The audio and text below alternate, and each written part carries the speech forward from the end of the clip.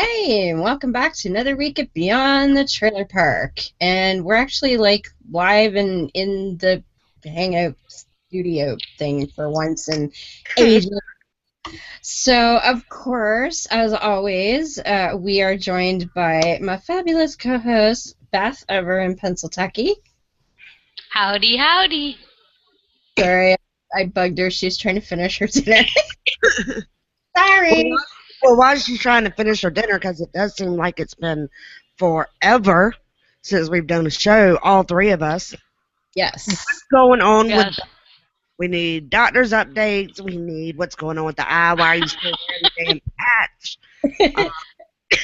And that would be Miss Ashley. Okay, Beth.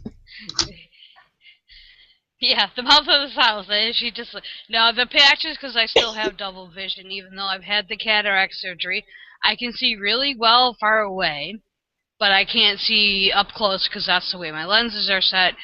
They were hoping that the double vision was because of my cataracts. They think it's actually from my stroke, which it can be corrected once I can get my glasses, but because my eye doctor is an hour and 20 minutes away, getting there consistently has been a problem.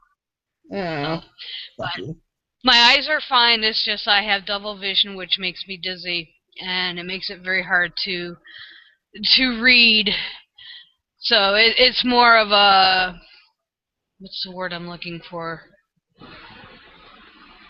I don't even know what word I'm looking for. Makes it easier to see. Well, I was just thinking about how cool, though, it actually is to have double vision because they made a song about it. Well, it's sort of kind of not cool because it makes you very dizzy and very nauseous to the point you want to puke 24/7. Been there, done that. Don't recommend it. Yeah, Deb was like that at Reason Rally. She had a little help, though, I'm guessing. She did not. She did that all on her own. You're one to talk, Miss. Yeah. I'm gonna give the Uber driver 20 fucking names by the end of the night. Okay, now you need to tell everybody. Good Lord. Okay, not listen to the other show. We'll get to that. Yeah. We will get to that. But does Beth have any more updates she wants to share first? Other than I'm feeling pretty decent, considering I still have physical deficits, but I just deal with them. But I'm doing well. I mean, as best as I guess I can. I still can't travel. I'm still in restriction. She was looking pretty good when I was there, which was 2 weeks ago today. I was sitting there in Pennsylvania. Yes, and it was very nice. Yes, she was sitting on my bed. She keeps pointing that out for some reason. I think she was just excited because she was in the bed with you. Yes, probably. Well, I was going to lead into something else, but we'll get to that eventually. It pertains to my photo on my wall. Okay. She's got a photo of y'all sitting on the bed together on the wall. Yeah. No. But yeah, it was very nice having Deb and Arno. We can't leave Arno out. No, because he's very patient. Dragged him around all this shit for a week. Yeah, I have to give the man credit. I mean, I won't say tolerate because that's not the right word, but he does, he supports you in your endeavors in a quiet way, which I think is phenomenal. Which the way only a Zen Buddhist can do. yeah, that's one way of putting it. But yeah, it was really nice to see Deb. And one of these centuries, I may get down to Georgia way and get to see Miss Ashley. Well, you're all going to be here for Christmas Con, so yes, there is that too. So, yeah. But yeah, and that's overall, I'm doing well. And that's when Ashley's probably going to drink a lot to keep warm, and then we can have lots of entertainment. Yes, anytime you need a good laugh, just get Ashley drunk. I'll have my one drink and pass out. Well, the audio drinker I am not no more. Well, so like the Friday night of the weekend before last, and we were all in DC. We all met up at a I guess you could call it a Pub. bar pub thing called Billy Goat's Tavern. I didn't actually see any goats there though, so I don't know where that. And it wasn't sort of under a bridge or yeah, it was weird, but anyway, there was a crap ton of us heathen type folk there, and we had a good time. But I don't know what the fuck you were drinking all night, but I had gin and tonic because their wine selection was shit. They had one white wine, and it wasn't a wine I like. So Crown and Coke. yeah, well, she was making those gin and tonics a lot stronger than I was thinking. I don't usually get like, you know, throw up on the sidewalk drunk on 3. Fireballs. Or awesome balls. Or whatever it was. I only had one Fireball, and I gotta say, I'm sorry, but that shit was nasty. But it was so freaking good at the time. Was that the cinnamon one?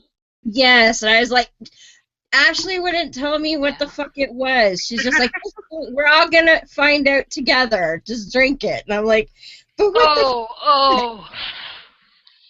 It was And like this- when they got me with peach vodka one year.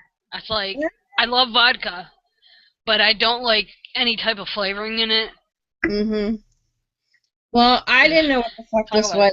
I was already 2 gins in at that point, and like I said, I think they were doubles. I don't know. That girl was just really pouring them strong, and yeah, she had me drink this thing. Now we all drank it together, and what did we toast the cool kids circle jerk or something like that? Something like that. Yeah. Everybody is the cool kid circle jerk. So yeah, and then it seemed like a really smart idea to have another gin after that. So Yeah, I had a lot of those same ideas, but it wasn't gin and tonic. It was more Crown and Coke. yes. And then Bobby cut off the card, so me and Susie went after Bill's card.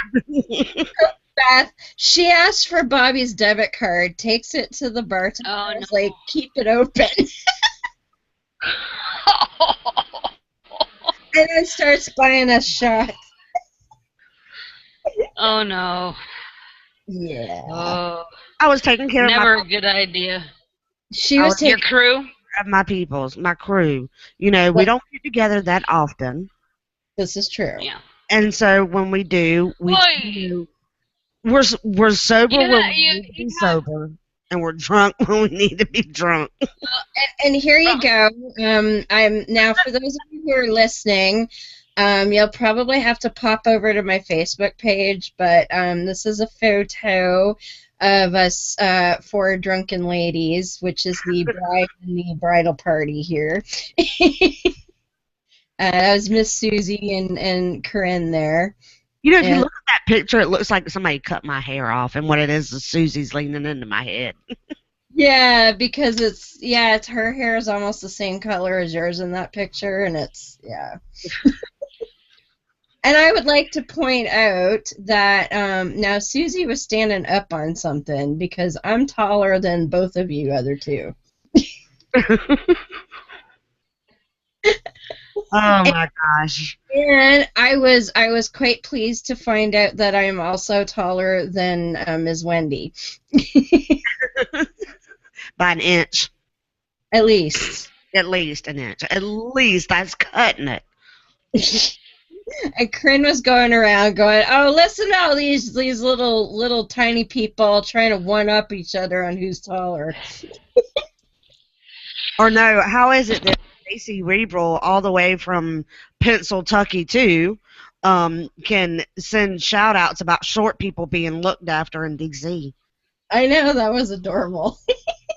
the Reason Rally public service announcement to look before you sit, because the representatives of the what was it, I'd have to go look it up.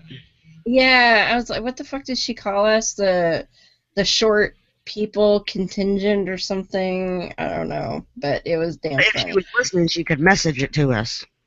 I know, she should be doing that, but He was apparently had surgery or something Yeah. recently.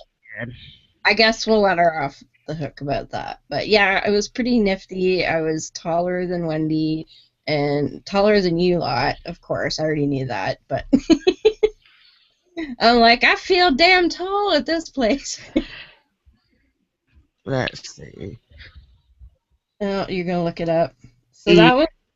that was like the Friday, and so I have a vague memory of tossing my cookies on the sidewalk before we left, but you guys had already left by that point, so yeah, we were Uh, our friends, Greg and Dylan, who are also from Kitchener here. They came down separately because Arno and I had left like a week earlier in the week, and we traveled around and visited Beth and some other folks. So Dylan and Greg were sharing the hotel with us. And so they came down to the party and met everybody, and so they got to, and see, we weren't cool enough to Uber because I can't get Uber on my BlackBerry, and She has a BlackBerry. yeah, bite me. In Look, my fact, mama listened to that. She said, "What's a BlackBerry?" Oh my God! I was driving and I busted out laughing. so what did she say when you told her, or did you? I told her what? That I was an atheist? No, did you explain to her what a BlackBerry is? Oh yeah, and she was like, "I'm so happy with my flip phone." I was like, "Oh Jesus, you have a flip phone." They She's don't. more sick. Oh my gosh, her flip phone does not have reception in my house, so Oh, so everybody calls my phone. And if Christian's here, they call his phone. And she's like, "I need y'all to answer it for me. I need y'all to dial the number for me." And I'm like, "Mom, it's a handheld computer. You no. dial the number." And she's like, "No, I'm perfectly happy with my flip phone." And every time she talks about her flip phone, yes, I think of Beth.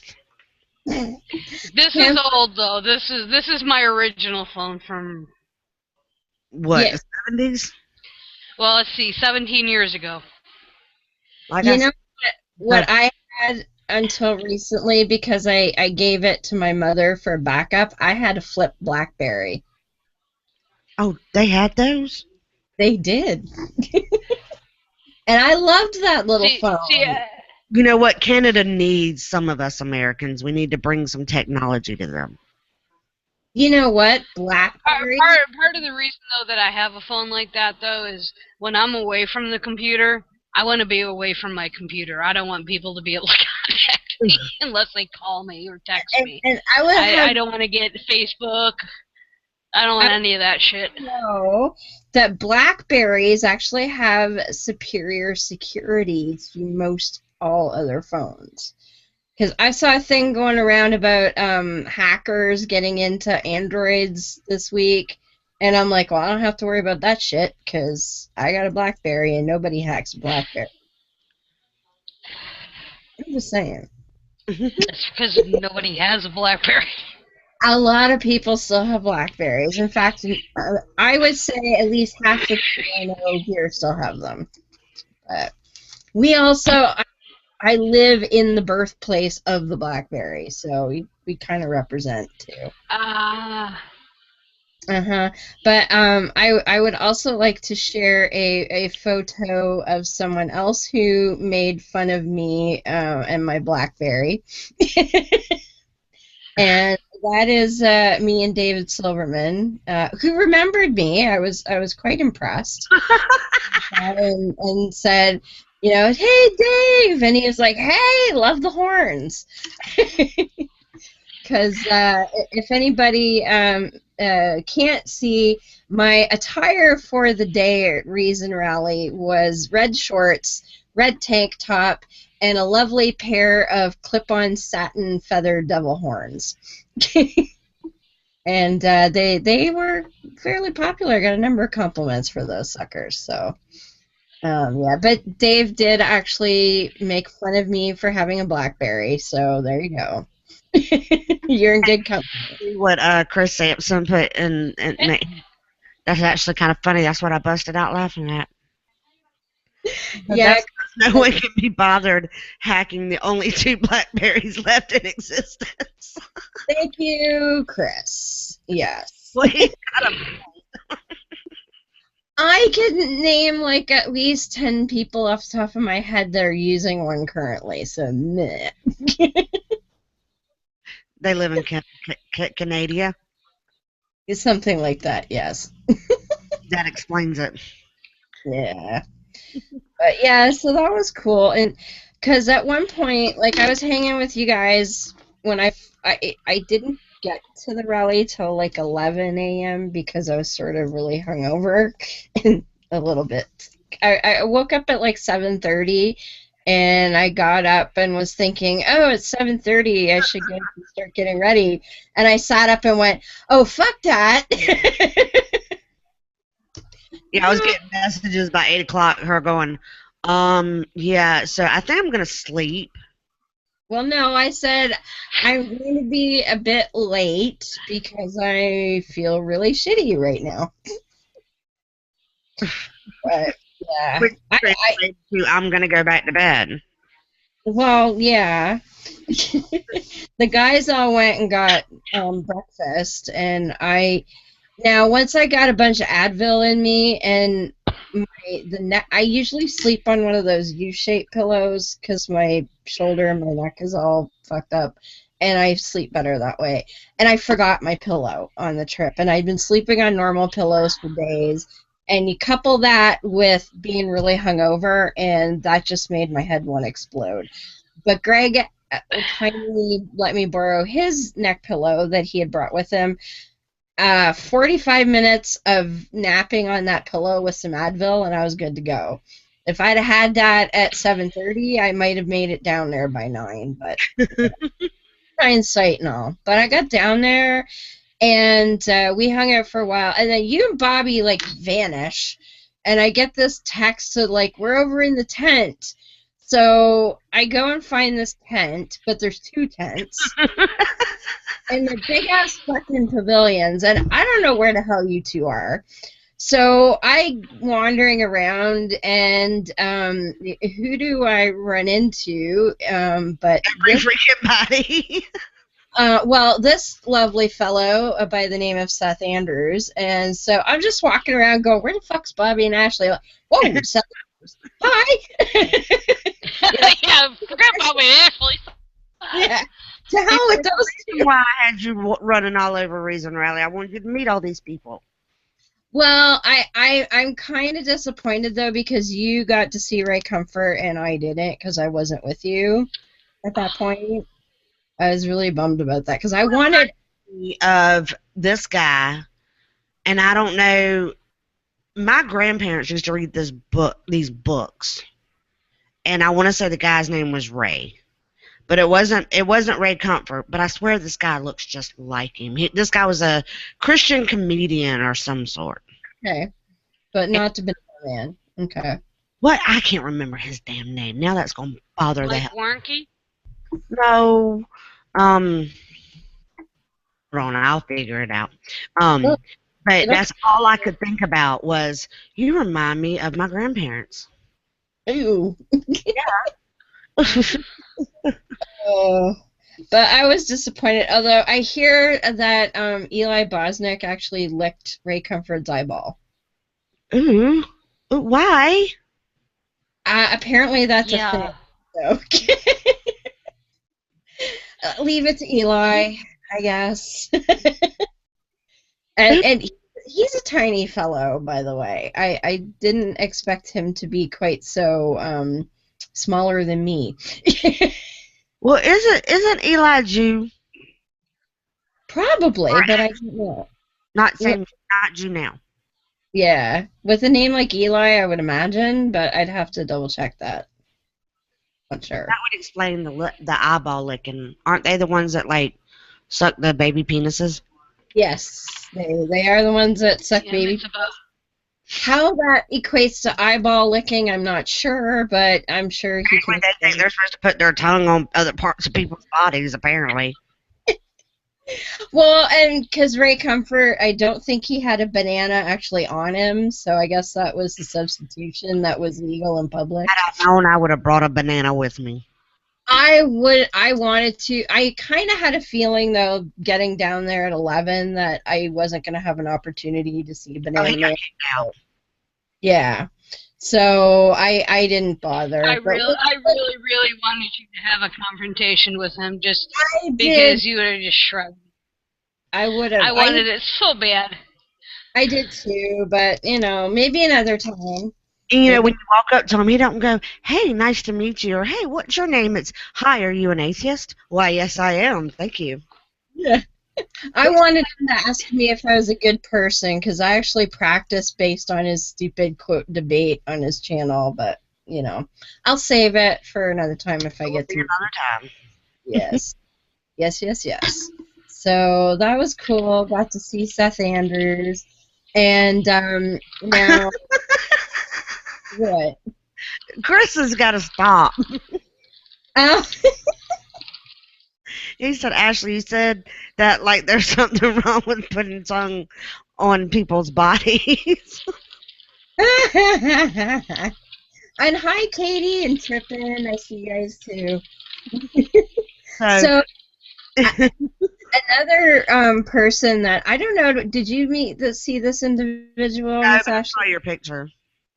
So as I say, I was in my double regalia, and there was another fellow walking around, and he had like the full big ass collar, and it was cool because he was dressed as drag devil, which I thought was cool. He had like heels and a red dress and makeup and jewels and little horns, and he says he told me it drove his wife nuts, but he had to have his fun. So I guess he raided his wife's closet. I'm not sure, but Can I just point out that I've always seen Deborah in black clothes, and this was the day that she wore literally all red. yep. I think I freaked. This is a picture of me with my double cohort, and that was kind of cool. There are a few people that are like, "Have you seen the guy in the devil?" I'm like, "Yeah, yeah, we've met. It's all good." Well, of course we know each other, duh. So there was that, and it was damn hot that day too. I Oh, gotta. it was. Ugh, I think it was humid. it Is what was humid. it It was. was. But see, when you texted me and you said to go to the tent, you said, "Oh, it's really cool in here." I'm like, I got there, I'm like, "What the fuck is she talking about?" When you walk through the breeze of the trees, where when you're walking down the mall through the Okay. trees, it was very cool through there. Okay. That's where Damien at Hope was at, and I think we got a shot of Lawrence Krauss. Oh, you mean like here? Yeah, him. Yeah. I was just walking down. This was actually on my way to try and find you guys, and I was just like, "It's Damien. Hey, dude." And so I sat down and chatted and got a picture and all of that. And about, I don't know, an hour later, I came back through there. And where I was sitting in that picture next to Damien, Jason Chestnut was sitting there. I was like, "Dude." And so I said hi to Jason. But really cute story. I was walking back. I did a lot of walking back and forth, and I actually spent almost a couple of hours by myself, which was actually fine because that's where I ran into some people that I may not have otherwise seen, and it was kind of cool to do my own thing for a little bit. But I had gotten a bottle of water and I wanted to open it, have a drink, and sort of reorganize the bags I was carrying and whatnot. So I found a park bench, and there was a gentleman sitting on one end, but the other side was empty. So I sat down, and as I was sitting down, I'm thinking to myself, the gentleman on the bench was turned away from me, but I'm like, that guy kind of looks like Phil Ferguson. And then I sit down and I'm doing my thing. And out of the blue, like a fairy princess, jumps Shelley Seagull in all of her sequin glory, and runs over to me, is like, "Hi!" Big hug and a kiss, So good to see you. And then, like, poof, she was gone, which was really sweet. That's what she does. She is. She's just so adorable. And as she was saying goodbye, I turned sort of beside me. I'm like, well, I'll be damned. It is Phil Ferguson. How the fuck are you? So, I mean, like, being among thousands of people in a city that's hundreds of miles away from where I live, and walking around and being able to be like, oh, hey, how's it going? Haven't seen you in months. Like, how bizarro is that? Yeah. Like Jason Chestnut, I met him at ReasonCon last year. So Yeah, I met him at ReasonCon last year. We've never actually missing each other at conferences. Oh, So we were actually finally able to meet this time. this is good. This is very good. It was very nice to meet Jason. He was at the after party later on, too, I think. Yeah, I think, hell, I don't even remember how long we stayed at the after party. I don't even know where I went after the after party. Yeah, well, we'll get to that shortly. But this, and I will have to find a way for our listeners, like our pure listeners, to see this, because this has got to be the world's most epic photo bomb. You haven't seen that, have you, Ashley?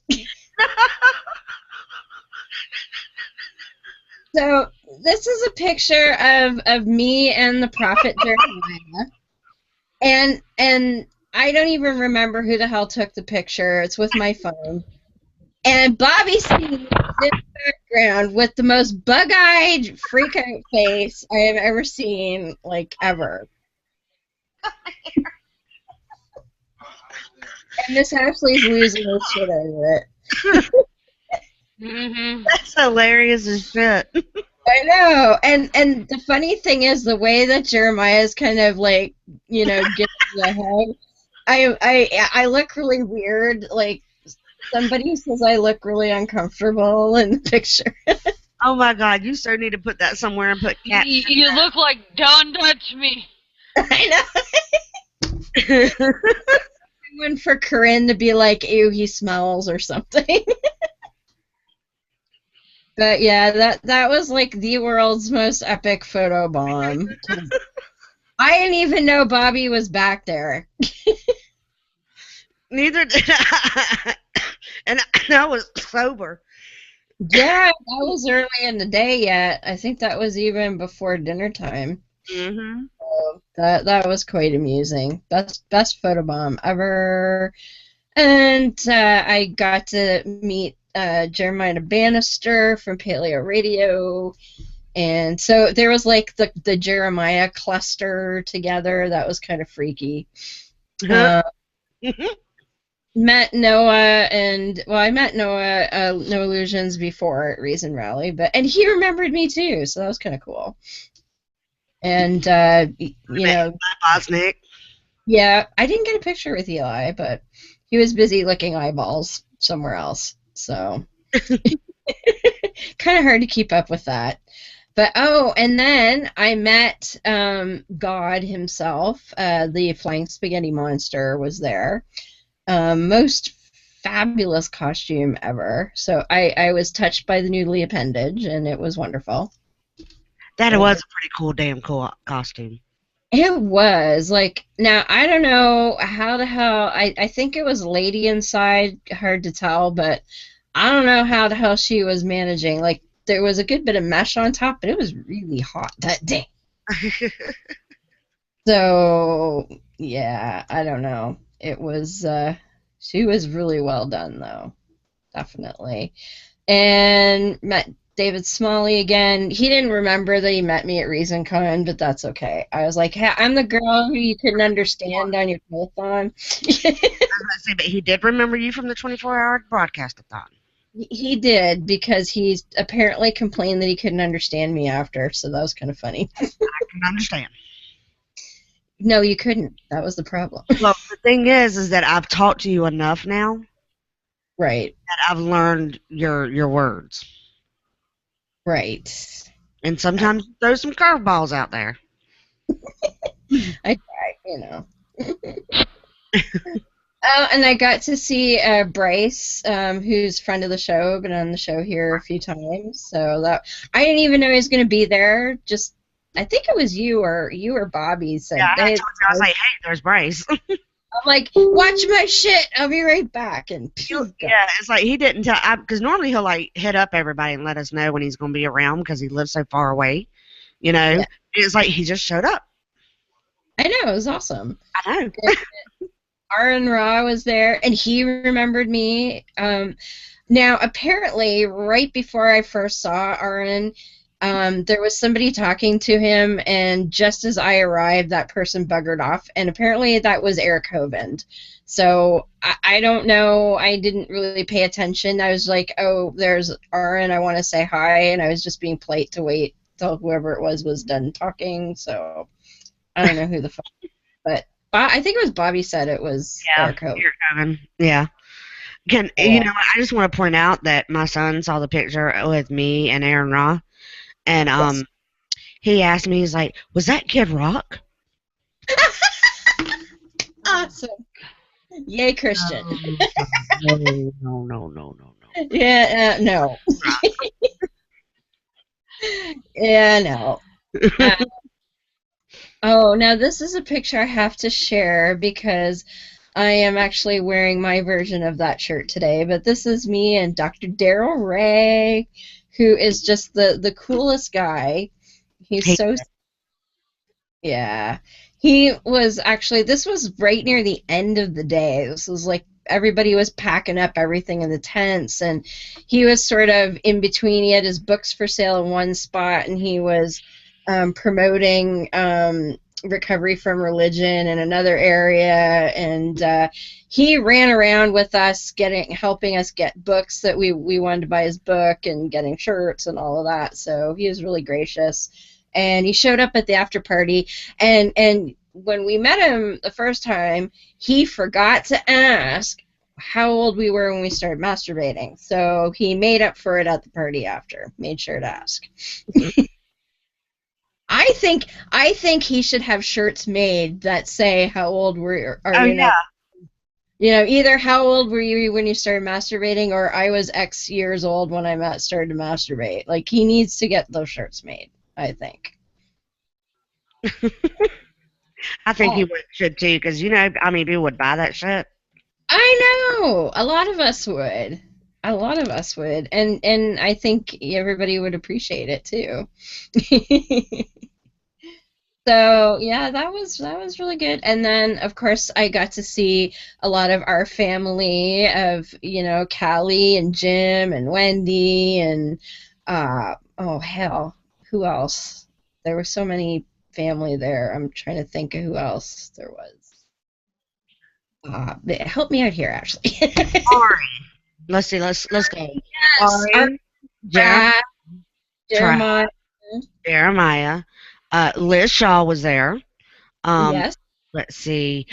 Um, Andrew Garber and his lovely wife. Bill and Of course, Sue, Phil and Corinne, Susie, Corinne. Mr. Dobler. Yes, I said Jim and Yep. Wendy. And Donna and her family. Yep. We saw them. Lots of peoples. So I got my Kelly hugs. And Shelly played, which was great. She's so talented. She is. Uh, oh, and another surprise there were a couple of surprises at the after party. Um, is a photo. Faisal Saeed Al Mutar.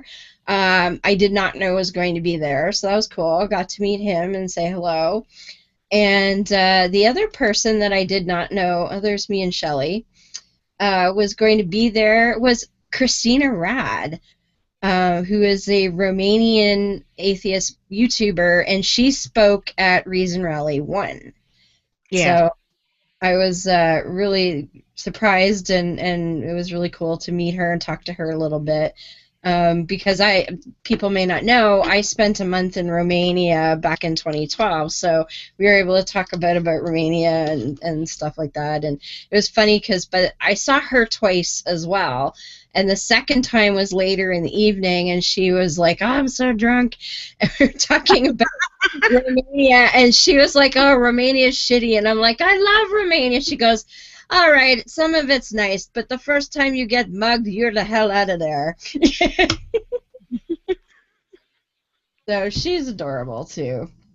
So, who were your favorite meetups, Miss Ashley? Oh, Besides, hey, all of it was my favorites.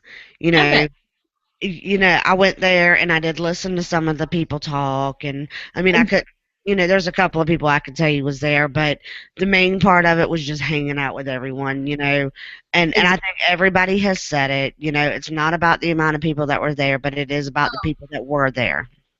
I don't. You know what? And there was a bit of rumblings about, oh, it was poorly attended, blah blah blah.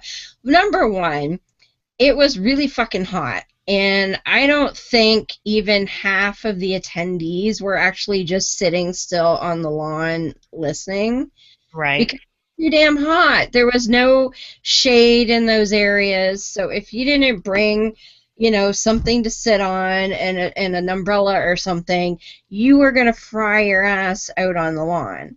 So I don't think there were very. Last we heard, it was supposed to rain all day that day. I know. I know. So I think that there were a lot more people there than are being that they're getting credit for, because I think the crowd was on the move the whole time. Like, there was the people sitting next around the reflecting pool, but there was movement. Like, the pavilions were way the fuck off to one side, the religious nuts were off on the other side. There was hundreds of people just sitting up on the monument steps listening, and I'm sure some of those were regular tourists, but I was there when there was nothing going on at the Lincoln Memorial back in 2013. There was not, 200 people sitting on the front steps doing touristy, Right. right? Well, Those. I think Mhm. Hemet Mita had a really nice picture from the recent rally around, I think it was around the reflecting pool, and it really showed a number of people there. But like I've gotten to do a couple conversations with people who are disappointed by the crowd, and I'm thinking, yo, douchebag, 25 years ago when I was your age, you wouldn't see anything like this happening. The fact that just one person showed up to show support, in my opinion, is a big thing. Now we have thousands, Exactly. showing up saying, I am an atheist. This is where I stand. You wouldn't see that 25, 30 years ago. Shouldn't know. Exactly. They were too busy smoking pot up I in mean, Woodstock. Yeah, no, exactly. that was a little longer. Yeah, I mean, but it's just like whether there was one person, 100, or 1,000, the fact that people like you and Ashley showed up to show your support, whether it be for the movement, whether it be for the people within the movement, and doesn't matter on what sideline you fall on. The fact is, you went there and you said, "Hey, I'm an atheist, and I support, Yep. support this movement in whichever way you do." I mean, that to me is just as important. Right. And Whether you we know had what? 100,000 people or 1,000,000 people Right. there, at least we're not going out saying, "Yeah, we're the Million Man March," and 1,000 people show up. Yeah. And that's the It's thing. like, It's not the amount of people that didn't show up. Let's mhm, look at the amount of people that did show up. That's right. exactly. I mean, There's a lot of us who couldn't go. I couldn't go, yes, because of finances being the primary, and, but I'm still on travel restriction. I can't go anywhere. I can go to my dad's, and if push come to shove, I could probably go up to Deb's, but Yeah. I can't travel. And I know quite a few people who medically are in the same boat I am. They cannot travel because if they have an issue, they're going to be out of state. Yeah, and Stacy, she had surgery. She wanted to go. There Hmm. are other people Yeah, she that can go. had ill family members, or they couldn't get out of Hmm. work, or whatever. We understand Yeah.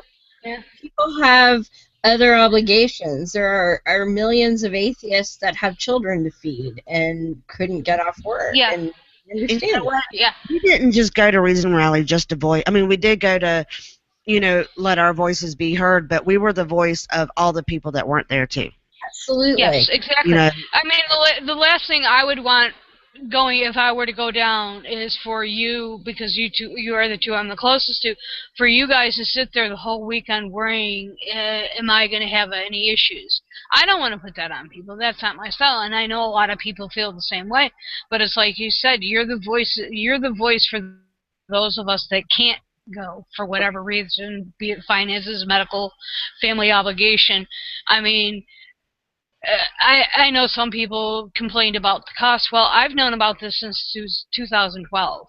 If I really, really wanted to go, it's something I would save for. I have a young coworker who, for months, has been saving to go to the Bahamas. He doesn't make any more money than I do, but if it was that important to you to go, then you would have found a way to go.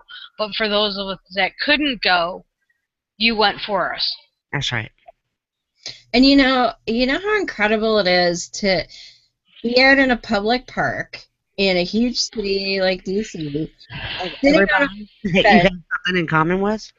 Well, yeah, and just listening to the conversations around you, and people are on their cell phone going, "Oh yes," and this secular student alliance, blah blah blah, and oh, we heard James Randi speak, and it was great, and and it's just normal for them, and Right. it's normal for me.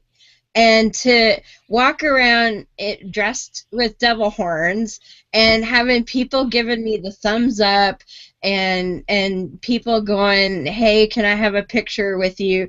I had people like, what was it? The Puerto Rican atheist group. One of their booth people was like, "Can I have your picture?" Like, how cool is that? Right. And the only thing when we were walking from the taxi where we got let off to where the stage was, we walked. There was Dylan and Greg and myself, and we walked by this older couple. And the woman, you could hear her mutter under her breath, "Oh, that's just sad." And Greg and I turned around, and I'm like, "It's really, really happy." He's like, "It's fucking awesome happy." And to be, Well, yeah, go ahead. no, I was gonna say that thing. That's why I know we joked about with you coming here.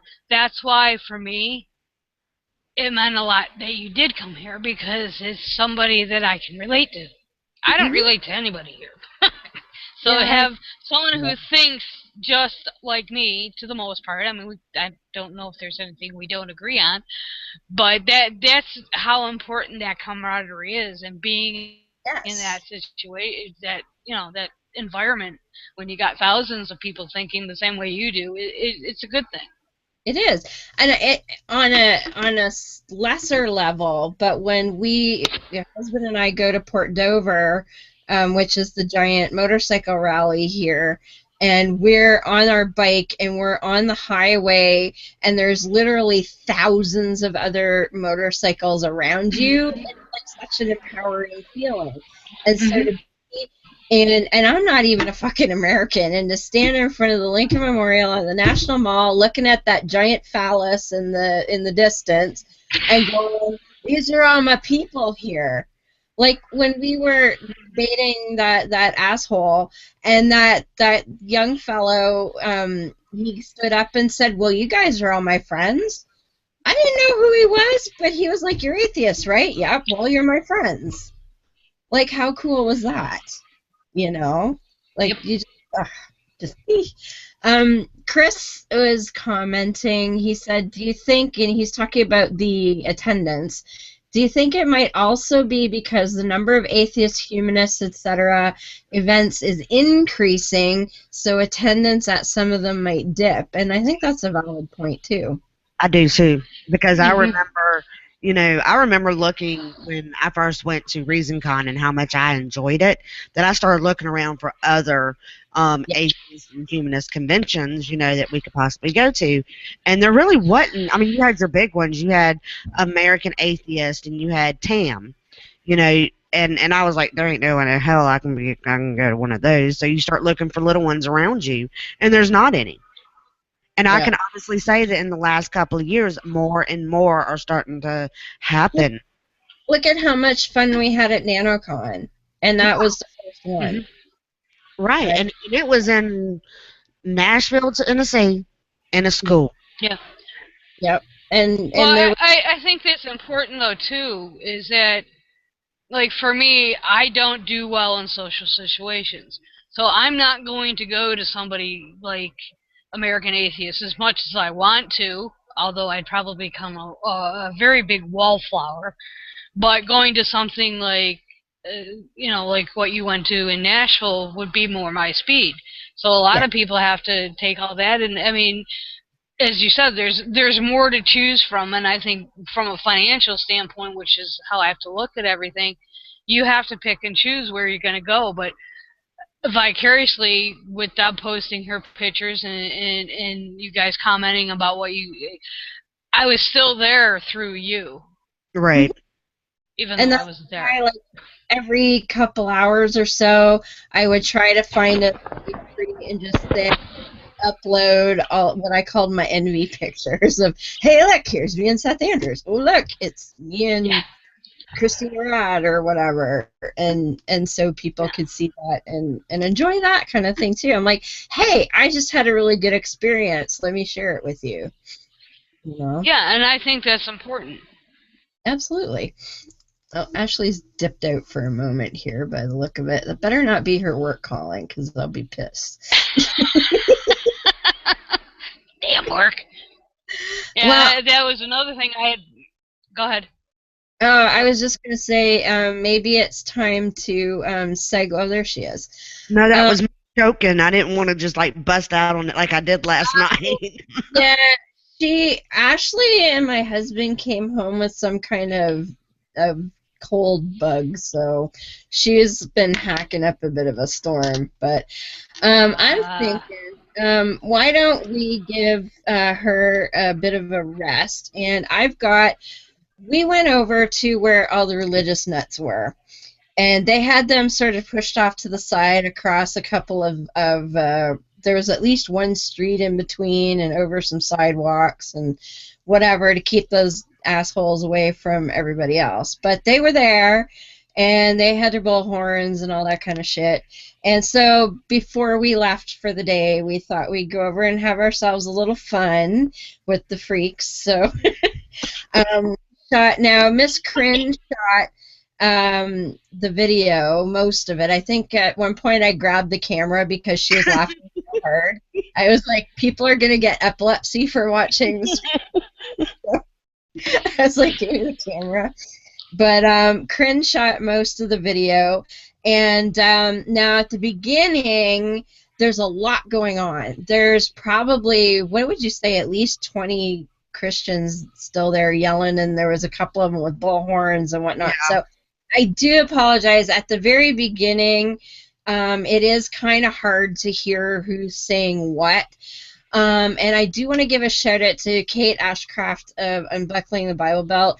She had the video and the audio all damn weekend, and she tried her best to try and clear it up, but just because of the way it was recorded, she just wasn't able to do it. But thank you so much for trying. I really appreciate it.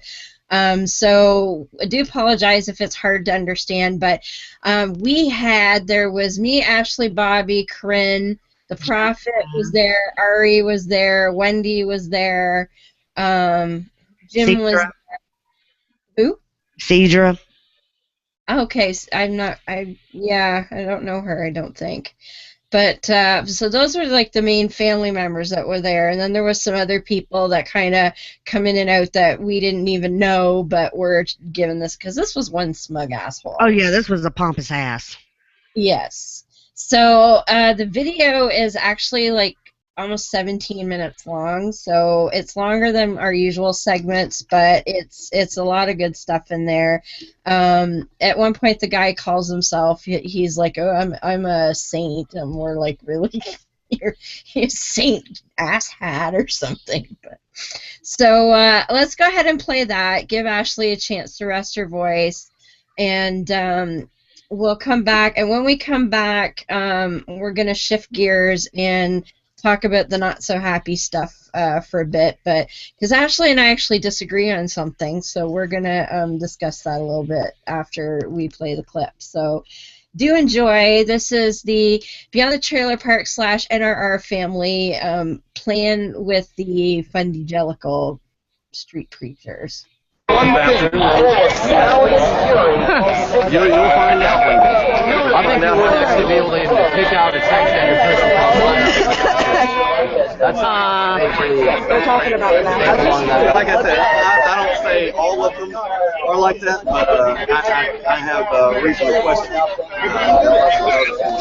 They're so confused as to where they would mutilate their body and start having sex with the same sex. First things. I have to question. That would be gotcha. Isn't it like your opinion, man? That's perverse.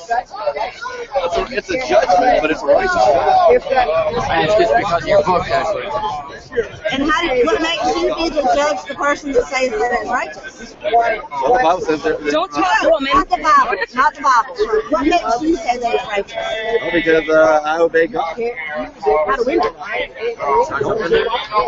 Can I see the back of your shirt? You have to have faith in my word. What is faith?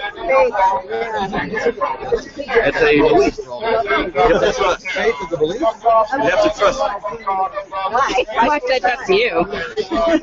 What's the difference between faith and gullibility?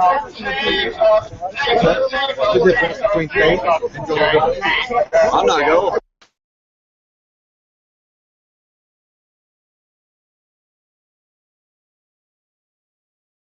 Okay, I'm not sure what happened there. Give me a second. I think I tried to convert this video right before the show, and I think it may not have worked. So just give me 1 second. I'm gonna have to do this old school. I do apologize.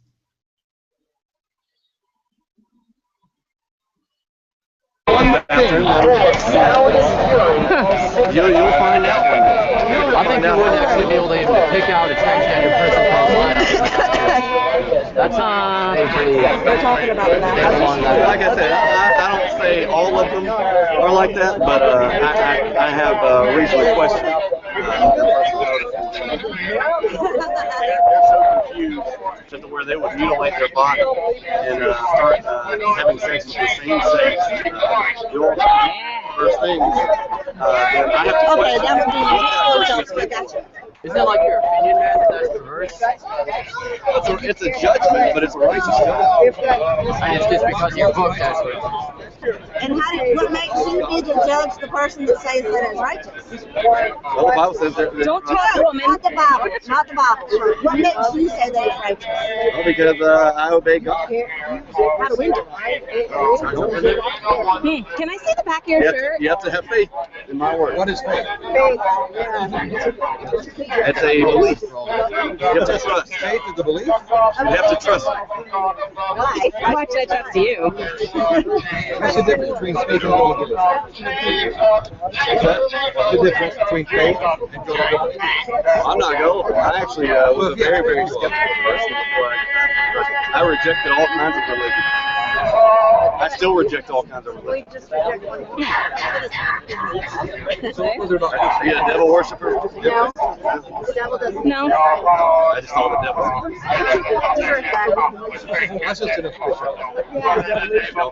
It doesn't piss me off one bit. No, because he. I'm used to it. No, I expect sinners to be sinners. I want Justify your belief based on faith.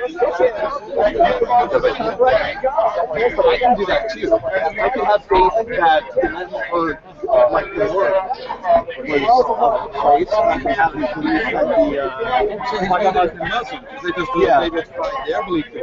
I could have faith in the God, and I just justify my belief as you are your belief. Muslims, they don't.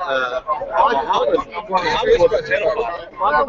Bhagavad Gita is not Muslim. No. Well, he was throwing out Muslim. I could have faith in but she said, let's take religion out of the question, God out of the question. Yeah. That was on my. You guys are atheists, so I mean, you know, I'm not here to convert you. I want you Well, to be, actually, your shirt in the back says turn or burn. I want you to be more consistent. Your shirt in the back says turn. Hey, I know I'm just a lowly woman to you, I know I'm just a lowly woman, but your turn or burn. That's not very. Well, I mean, I don't think Christ would like that. Most atheists, they believe in words like good and bad and right and wrong, but it doesn't make any sense. How does that not make sense? We have. If atheism is true, then Atheism isn't a. who's to say what's good or bad? We do. But who are you? Well, see, are all there yeah. So what? Your religion teaches hate, so why is that good? Punch you in the face? Who cares? You have that choice. You think I'm ready? Do you want me to punch Deb in the face? Can we take a vote? Who wants me to punch Deb in the face? Right here. But if you're atheist, if atheism is true, and let's say if there is no God, let's take religion out of the question. It doesn't say the Bible out of the question. Yeah. Let's say if there is no God, and you guys are right, then when you die, that your memory will fade to black. You'll have no memory of anything good you did. Well, I won't have a memory because I'll be dead. Right. Yeah. Okay. Your children are going to grow up. They're going to die. Yeah. Their memory is going to fade to black, and they won't have any recollection of anything good or bad they've done or you've done. So everything that we do now is meaningless. No, it is not, because we're building a better world. Because you don't know what science will accomplish down the road with longevity.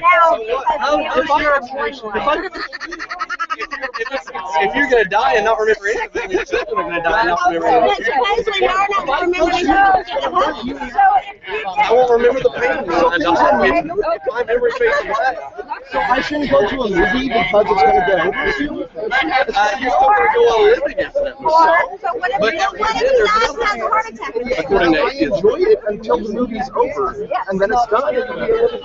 Then why don't you just do anything enjoyable? Because we know that's not. What's stopping you? What's stopping you from going and raping that woman and murdering? Why would I want to do that? He doesn't have a daughter to freaking.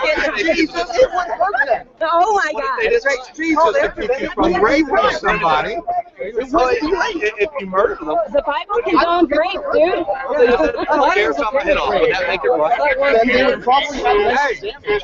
If you ain't got Jesus, would that be rape? Don't rape anybody. Who are you? I can judge what if she says it's okay? Then I would check her into a mental facility. So is she right or are you right? No, because her mental faculties are probably wrong because suicidal people are. So she would be wrong. Probably, yes. Okay. So who are you to say that someone's wrong? What if he says you're wrong?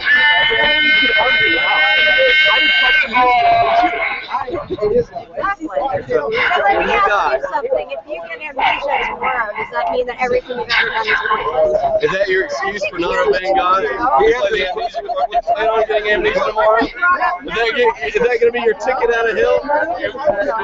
No, because hell is eternity. Man, somebody makes a sin in eternity. That's not a very nice and loving God. Now, if someone was to get amnesia, God's going to judge fairly. He's going to all right. You know what, buddy? Is rape one of the 10 Commandments? Is rape one of the 10 Commandments? The 10 Commandments. They don't. It doesn't say don't rape, don't fuck children. Like it's horrible. No, it doesn't. The 10 Commandments. It says don't. Well, you're not supposed to have sex out of marriage. Okay, that married people get raped all the time. Exactly. Married people get raped. Married people get raped. Children get Rape's not. That's wrong. But it's not. But the 10 Commandments don't even give a shit about it. I never said that. If that were something and I got raped Well, I did get raped, but my dad could have freaking sold me off for 50 shekels. But if atheism is true, then who cares? I do, because we don't believe in inflicting pain on But if you're going to die and fade to black, then, you know. because we're trying to make the world better for future generations. Not hate. If atheism is Turn or burn, buddy. if you're going to die and not remember any of it, then who cares? Atheism. You know what, let me just get the back of this, because this is epic. Turn or burn. Man. That's so loving. You know what? I'm not even going to argue with Turn or burn. What, their future? What about when they die? What about when they die? I'm feeding the hungry. I'm You know, holding the homeless. If you don't, It's not even worth arguing with this guy. He's just so indoctrinated. No, it's not. Because at this point, they're getting fed and they're getting whole. What do you do? then why would you not just say, oh, let's just kill them off if they're not going to remember anything? Because they have a right to be on this earth. Says who? You do? Says who? I don't know. I tried asking him about the back of the shirt. You didn't have a right. Says who? Turn or burn. I was like, read me. See, it doesn't make any sense. You're not living your atheism consistently. If nothing happens after you die, you have the right to be on this earth. well, atheists believe nothing. If they live their life, I don't believe they should, but if they live their life consistently with their belief that there is no God, then they should have, there is no right or wrong to an atheist. Ernest Hemingway was a famous atheist, and he had a quote I really love. Ernest Hemingway had said that life is a cruel trick. It is a cruel joke. He said that our life is no more important than a bunch of ants on a campfire. And Ernest Hemingway ended up shooting himself. Now, he was a consistent atheist because his beliefs lined up. His life lined up with his beliefs. No, atheism is not a belief. So you're getting it wrong in the first. No, it is I not. have way more faith to believe in atheism than I have to. Atheism is not a belief. Now you're You making can't a general convince me to believe that there is no God. All right, convince me there is a Maybe you God. should follow the teachings of your friends, Westboro Baptist Church, since you're both Christians. They're not our friends. Well, then I guess, these people are my friends. Well, You guys I'm are not atheists, you. right? I'm not you. Hey, prove to me there's a Why God. are you generalizing atheists? It's like me saying, Because they're wrong. it's like having a racist say all black people act the same. It's like me going and saying all white people act the same. Oh, well, You have no right to generalize. You have no right to generalize someone. So based on anybody who the says in their heart that there is no stereotypes God, that you see. knowing there's a creation It's and knowing basically that you're basing it off of Do you think stereotypes. that maybe the Bible was written by somebody like you back in the day and says that there is no God? the Bible was written by holy men of God, inspired by the Holy Spirit. There was 40 different authors Prove that. that wrote up 66 different books. You got any proof of that? from 3 different Why continents. doesn't the Bible consist So, of all the books that they wrote? So what does that have to do with what he was? Well, why don't you just prove God exists to me first, and then we'll move I on. didn't say I was going to prove God existed. Oh, okay. Now I can try to reason with you. So okay, when you look at a building, And you. how do you know there's a building? My gosh. Oh gosh. Well, I mean, there's a building. Sorry, wait a minute. Because there's contracts. If you've never met a builder before, how would you know? But that we have someone met builders. We have met If builders. you have, I said if. Every person has met a builder. I said if. Every person has seen a construction site and Let's met say a you builder. live somewhere where they. Yeah, I know. Facts tell you that this light post thing was is, there's one constructed thing by that you someone who can was an never architect prove. and a builder. I have friends who are good Right. architecture. But I want I you to have get- people who are building. Well, that's why you overpassed the question. And the other thing I've is, seen photographs of I the men want and you to women get who back- built this monument. I want to get They back were right, their there it architects. is, right? I want to get back to. No, I want to get back to you proving there's a Oh God. yeah, because he wants to talk about consistency. I'm having a Well, problem she with said she didn't want to talk about God. No, no, I was trying to take God out of the No, no, I equation. want to know what you mean Isn't by a reason, that. really. I want to know what you mean by that. So, if atheism is true, then there is no meaning to your life. what do you mean if Atheism is true. What If are you there saying is in no it? God, if you were just an accident and just elements on a periodic table, Where do you get accident from? well, atheism is just a bunch of just random processes that happen. No, atheism is a lack of belief in God. So you clearly don't understand. That's it. being atheist. That is all it is. Well, that's That is all it is. right. You're There's talking no- about. if there's is nothing a after lack death. of a belief. No, no. Stop avoiding the issue. Right. Atheism is a lack of belief in God. And that's So what- That is that's all God. it is. That's not what Why I'm does there getting. have to be something Stop. after All I'm right. asking Will you you, admit that it what? All right. Explain the definition of atheism first. I already said believe in no God. But what No, happens after lack of belief in God. Sure. What happens after you die? Nothing. Nobody. You die. You die. And what's the point of your life? There's plenty of points to more life. point because we only have one life. If you die tomorrow and you just fade to black, Again, what's the point of this conversation? because And if we I have died, like it and it To makes experience life. We're experiencing life, and we're working to make the world You're a gonna better experience place. death, and Can you you're not stop gonna remember interrupting me, life. sir? Right. Because we're trying to make the world better for future generations, so they can But get they're out gonna die want and to do then they're that. gonna forget. Who cares? How do you know what science will do in the future with longevity of life? What do you People, mean? Are you saying that they could remember after they die? No, I'm saying that people could You're live saying they longer. could And no, it's not what I'm saying. Don't put words in my mouth. What I'm saying, no. What I'm saying is that science may be able to make our longevity a lot longer. We don't know. So who's to know? But we'll never find out if everybody's like, oh, well, we're just going to all be raptured anyway. So let's not make the world better for our kids. It doesn't matter. Whether you live 100 years or 500 years, when you die, there's nothing afterwards. Doesn't So what's the matter. meaning of it? So? If atheism is true, there's no point. We create our own value. We don't wait for an ancient book to dictate. If you think logically about this, you're going to come to use logic. You're gonna have a Bible on one hand and a gun on the other. And you're gonna have to make a choice. Are you? Come on, you And can't. sadly, a lot of atheists, Is that what the God does suicide rate already? in atheism No, is a actually, lot no. higher than non-atheists. Oh yes. Oh yes. You are wrong. Atheists. You are No, no, wrong. wait. That is not a fact. Wait. Jewelry. No. That is not a There's a fact. lot of No, suicide. that is not a fact. Atheism. Get your source. And it's Source. homosexuals homosexuals that are atheists. Right. Because all the Baptist preachers fucking kids don't matter. All the Baptist preachers in the news that are messing with children, that don't matter either. But I can tell you why you guys don't want to believe in God.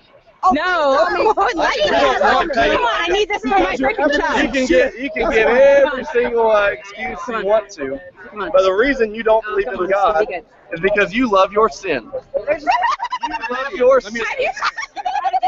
You love your masturbation. Oh yeah, You love your fornication. You know what? You need to masturbate. You love your porn watching. You love your gossip. Hey, you read my shirt. I love me some porn. You love it. And you love your sin. And the Bible says not to. What is the Bible? I reject the Bible. The Bible is That's why you it's a reject fictional it. book. That's why you It's a reject it. fictional Because book. you love your sin. No, And God it's a says not to fiction- sin. It's a fictional book, dude. Oh, no. It's a fictional I don't see you book. guys Let's talk about harassing any Harassing? other. You guys are at the Reason rally. Oh, well, no. You guys never go after the Everybody else Buddhists. groups over here. I will leave you You're there. at I'll the be right Reason there. rally. You But know it's the about us Christians you guys harassing? want to go after You the came Bible. You here- don't want to You obey. came here knowing people would come over here. So that's You don't want to on obey the you. Bible. That's why you That's don't on you. believe in He's God. gonna talk about us harassing, and You he's at came the over Reason here rally. knowing. So that's on you, buddy. You guys are If a foolish. bunch of Muslims went over there, you're I will foolish. go over there and Foolish talk for to them. believing that there's a God that actually loves you. No, I'm normal. You guys are the one that needs What Come is change. on, let's go. This Right, is, seriously. This is what a normal person looks like. What's your name? You guys are. Damn, we all look the same. My name is Saint Dylan. All right, Saint Dylan. All right. Wow, that's Cool. really not very humble of you. Well, You the really Bible think a calls lot me. of yourself. Okay. Did God make you a saint? No, I think That's interesting. Hold on, here's got a question. so you say that the Bible's inspired, right? Is it just the Bible you have in your satchel that's inspired, or all Bibles? So the books of the Maccabees that are no longer in your Protestant Bible, were they inspired as well? Well, the original scriptures have been translated. There have been many copies made. Right. They're all the same. No, but my question was, is the Maccabees also inspired? What about your Mormon friends with that Book of Mormon thing? No. Yeah, we don't believe in No, they Mormons. don't believe in Mormons. No, good. You can't. Yeah, we preach against the Mormons. Right. They have a different But Jesus. he had They're hateful question. against Is the everybody, don't Maccabees worry. also inspired? Now, this is loving. This is the most loving thing I can do. God doesn't love Well, answer your question. Yeah, no, he won't answer If the I believe question. it, well, it's just a rabbit trail. That's how I Is do it. the Maccabees inspired? If I believed in a literal hell, if you guys believe I hate you, I would just stay at home and let you go to hell. But because I love you, it's because I'm out here. Please don't So you love me. You So, love me, right? I mean, if I believe that you were going to burn in hell for So eternity, you love me. would I not come out here and try to reason with you and try to warn you? If you love me, that's No, not you're very trying to be homosexual. disruption to a reason. Not in a homo way. Yeah. No homo. Well, I'm sorry, no hetero. No homo. Do you believe in Santa? Yeah, we want you to be homo, no mo. Do you believe in Santa See, Claus that's as what well? religion You obviously teaches. believe in Raise God. queer here, Do you believe in Here we Santa go. Claus as well? Why don't you believe in Santa That's Claus? another thing. if I don't see you guys. Yeah. That was Corinne in there going, "Can we go? I'm sick of this asshole." Well, only as Corinne can do, but she did bring up a couple good points, and basically he threw in every apologetic fallacy there is on the face of the planet. There is a little bit of Matt Slick, a little bit of like Lee Strobel. I mean, just everything. And the dude doesn't even know what being an atheist is or what atheism isn't. He was arguing the straw man, and it's like, plain and simple, atheism is lack or no belief in gods or a higher power. I mean, it's just that simple. It has nothing to do with science. It has nothing to do with anything else. I mean, science just happens to be how a majority of us look at the world. We filter it through the scientific method or what science tells us. Some people go the philosophy route. I mean, it has nothing to do. I mean, and what does life after death have to do with fucking atheism? Did you hear, like, it was hard to hear me because he, for whatever reason, he kept talking over me the whole time. Like, he just really didn't want to talk to me. He talked over all the women. Oh, I know, but unfortunately, I was trying to be loud, but Corinne won because she's loudest. Yeah, well, she might have been closer to him, too. Yeah, but I said, because he is going on, well, when you die, if there's no one to remember what you did, it's all pointless. I'm like, so if you get amnesia tomorrow and you forget everything you've done, it means it was all pointless? And he wouldn't answer. He goes, oh, is that your excuse, the excuse you're going to give God? I'm like, oh, for fuck's sake. Well, he was getting into the whole generational curses shit. And what's really funny about that is most of your mainstream fundamental don't believe in generational curses, but yet they actually do.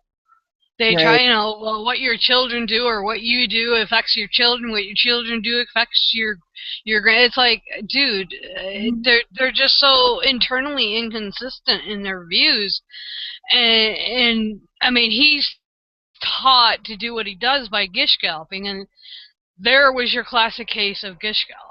Just in that encounter you guys had. I mean, he had everything. I mean, he had all the failures. He didn't stop long enough to address any one argument at all. He just, as soon as he got... I noticed that. As soon as somebody threw out a counterpoint, he'd just move on to the next argument. It was... Yeah, well, that's all they're taught. When you're taught street preaching like that, you just gish gallop through your arguments, and most of them have a script, so they start at point A and go to point Z, and God help you if you take them off point. And that's why I say, like, with somebody like Matt Slick specifically, he's one of the ones I'm most familiar with. You take him off script, you ask him a question that he can't answer, he will either A, shut it down, take his ball, and go home, which 95 out of 100 times is what he will do. Yep. Or he will totally avoid the question and go on to the next point because you can't take him off that script because he doesn't know how to answer. He doesn't have any original thought. It's all rote memorization of shit he's been taught. And that guy's a classic example of it. Exactly, but he's got to be one of the most smug assholes I've ever seen. Like, just... Well, I found it kind of funny that he, as much as I hate Westboro Baptist Church, and I mean, there's no love lost between I and them, especially Shirley Ropes, but she's been kind of quiet since they kicked her out of the church. But he doesn't like Westboro, but yet they're actually more true to what the Bible allegedly says. Yeah. Concerning homosexuality than any denomination out there that I'm aware of. Now, I haven't studied them all, obviously, but those that I've come across, I mean, they're consistent, and they're consistent up to this day. They're preaching the same thing every day, They have not deviated from it in one bit. And he's against the Mormon Church. Well, that's funny. He must be against Billy Graham because just before the 2012 election, the Mormons were not considered a cult anymore because it was Mitt Romney. It's like it's idiotic. Oh, it is. It's pretty sad. Apparently Susie just called Ashley, so she better be back shortly. Because we got some other stuff to talk about. Chris, yeah, I know the audio was kind of crap on that. What happened, the camera that I use a Sony Handycam, and it records in a format that my video program apparently doesn't like. So I had to do a last-minute conversion, and it looks like the conversion only did a couple of minutes of it, so I apologize. I had to scramble and pipe it through a different way, so I was hoping it got that. So, Well, you could see it really well, and you could hear it. It just there was a lot of extraneous, but you could still hear the gist of it. I thought it came through pretty good considering. Well, thank you. I'm glad. Like I said, the very beginning is the worst part because that megaphone asshole was a lot closer and was drowning a lot of it. So, yeah. So I hope it was a bit clearer for people to hear. And when I upload, I'm going to try and tweak the audio a little bit. When I put it up on Spreaker and Stitcher and all that, and see if I can't clean up the beginning just a smidge. I played with it, and it made our dialogue sound a bit tinny, but on the other hand, that might be better if you can hear us, but we're tinny, and we opposed to not being able to hear us. I don't know. I'll play with it later on, but it was fun as it was. Ashley, yeah, you were. Oh my God! Anybody who belongs to the NRR family group, the new banner photo of the group is a snap I think Wendy took of us debating this guy. Ashley looks like she's gonna tear his face off. There were several times I was like, ooh, I gotta control myself. If I hit him, I go to jail. And the great thing was, like, he was right at the level, like, we could have just punched him in the nads really easily. I know, we could have done like a duck and run, kick, duck, run. Nobody would ever have known it was us. It's too bad. Driver ready. It's too bad my horns were made of satin, because I could have just, like, done a bull rush and... Oh, I'm sorry. Was that your nuts? Oh, gotta go. But what a pompous shitlord. Like, wow. Yeah, right? And we were, while that was playing, we were in the group chat a little bit, and was it you, Ashley? It was like, he has a wedding ring. I wonder where the fuck his wife was. That was me. Yeah. I was like, oh, yeah, that's right. She's probably at home cooking his meal, popping out his babies. Yep.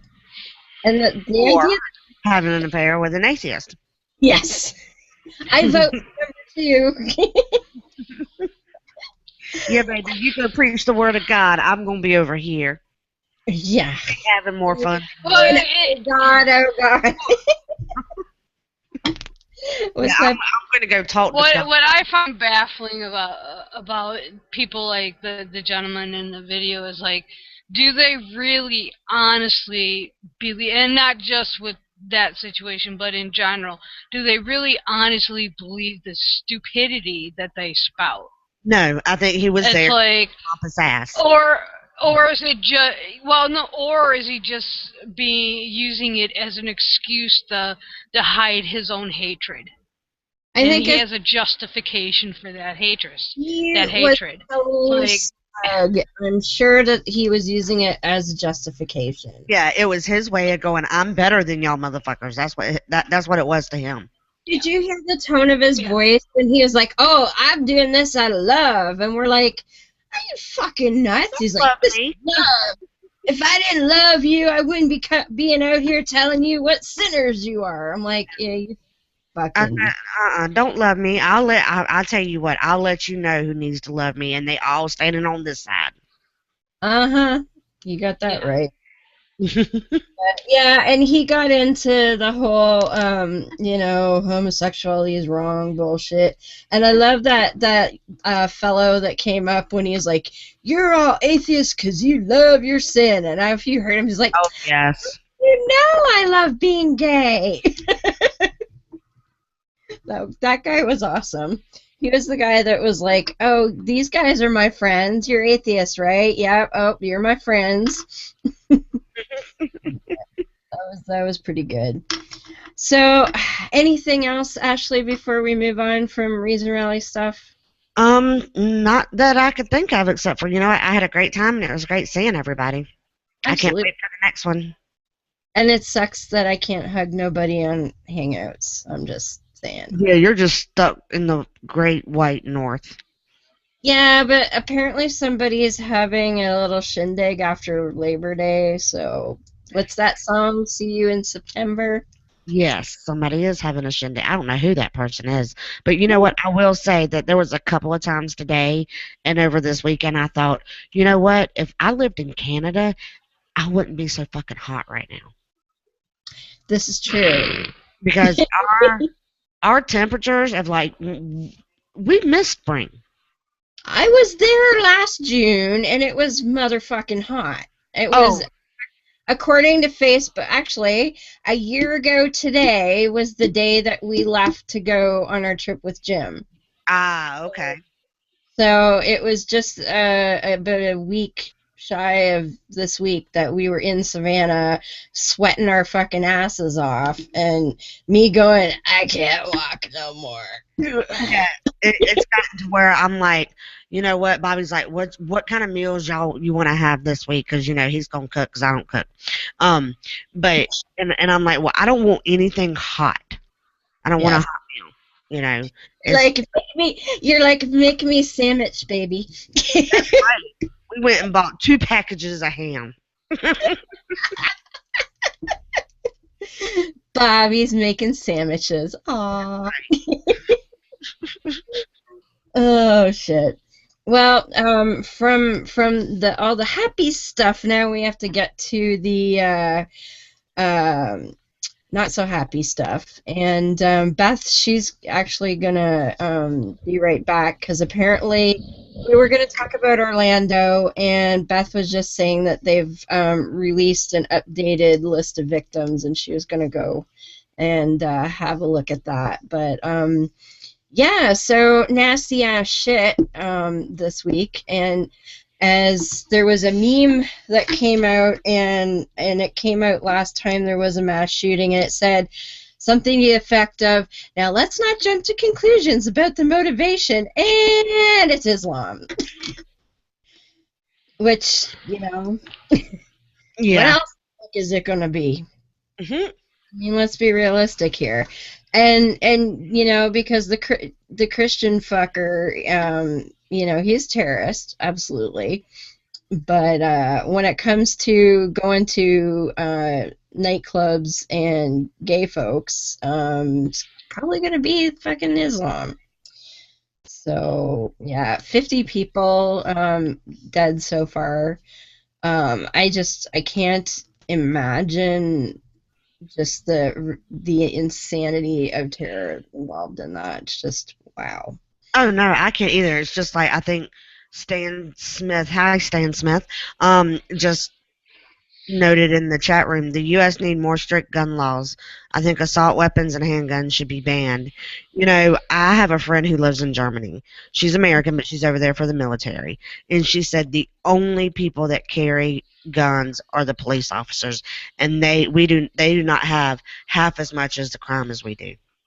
We don't have that much gun violence here. Now, I grew up on a farm, and my father was an avid hunter, and I was taught how to shoot a rifle when I was like 14 years old. And before that, we had BB rifles.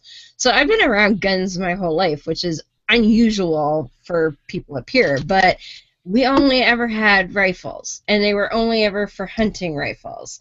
And we could have what they call semi-automatic, which means you got to squeeze the trigger every time. And there's no reason that anybody hunting needs anything besides that. Right. Magazines, they're lower capacity magazines.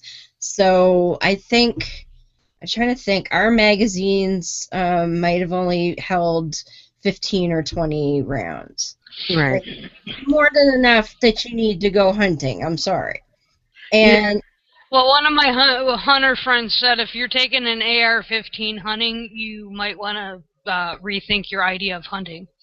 Exactly, because there's not going to be any goddamn left. There's not going to be anything left. Yeah, it's like what he said. He is a former sharpshooter in the U.S. military, but he takes one bullet hunting. He goes, if I can't get it in one bullet, I shouldn't be hunting. Yeah.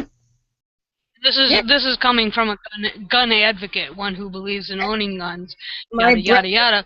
I don't. Sorry, go ahead. No, I was just gonna say. I mean, the argument that they need it for hunting is bullshit. You don't hunt with an AR-15. You don't hunt with an automatic weapon or a semi-automatic weapon. Hunter, and his preferred method of hunting was with a bow and fucking arrow. Like, he preferred. We have a lot of bow hunters here. It takes more skill to do that. So, and to own a handgun here, you've got to fucking guarantee sell your firstborn child to get a fucking handgun license. I have, until we hung out with Photo last year, I'd never even seen a real handgun in person, ever, because no one here has, and even if you legally purchase a handgun, forget concealed carry, you have to have a special transportation license to even bring that handgun from your home to a firing range. So, and it's just not worth it for the average citizen to try and go through all the legal red tape to own a fucking handgun. It's just, no one bothers here.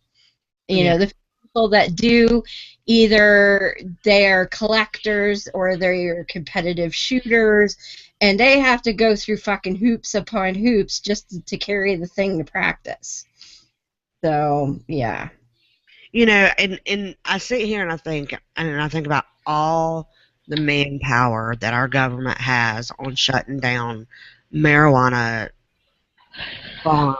Oh, yeah. And raiding the marijuana stores and things like that. Why not take that manpower? Because I'm sorry, the man did not walk in there stoned on marijuana. No. Okay, marijuana did not cause it. Where the fuck is the snack bar? I'm holding it up for some pizza. Right, exactly. And it was, I don't know what possesses people to do such a thing. I really don't. I mean, so what? Two men were kissing. I'd be sitting there clapping my hands going, right on, and that reminded me of many years ago when I was still living at home in the summers. I was at university. And I was home one summer, and back in the day when Geraldo still had a show, and Geraldo was having a gay wedding on his show. So this is back in 1990 or something. 80s. And I was in university by then, so it must have been at least 1990. But my mother walked in the living room right at the end of the ceremony where the two grooms kissed. And she's like, ew, why do they have to do that in public? And I just looked at her and I said, why the hell do divorced people have to kiss in public? Because she was remarried to my father-in-law, or my stepfather at this point. And yeah, I think they were married at that point. And she's like, well, what do you mean? I'm like, well, maybe people think it's disgusting if divorced people kiss in public. Did you ever think of that? Well, nobody does that. I'm like, oh, I'm sure there's some Catholics that do. Well, we're not Catholic. Well, that doesn't matter because some people are going to look at you and say, ew, why do those divorced people have to kiss in public? What the hell? Oh, well, it's not the same. And I argued with her for like an hour about this. And I was like, what if somebody says that it's nasty and gross and that divorced people should never love anybody again, they're not allowed to be with anybody ever again, never have sex again, but well, that's not going to happen. I said, that's not the point. Think the fuck about it. And so that was 20 years ago. And my mother is now pretty accepting of gay folks. Like, and I think she knows that if she ever even thought something like that again in my presence, she would never, ever, ever hear the end of it. But from what I've heard her say now, she's much more accepting of it, and it doesn't really bother her anymore. But that whole, oh my God, I saw two men kissing, totally reminded me of that moment, and where, you know, I just totally shamed the fuck out of her for even thinking that. But it's just, I'm sorry, but what kind of a pussy do you have to be where what somebody else does in their private life that doesn't have a goddamn thing to do with you, you gotta go and kill a bunch of people? Yeah, the shooter wasn't even affected by this. I mean, well, now there's reports coming out from the Reich that he was supposedly gay. Well, even if he was, and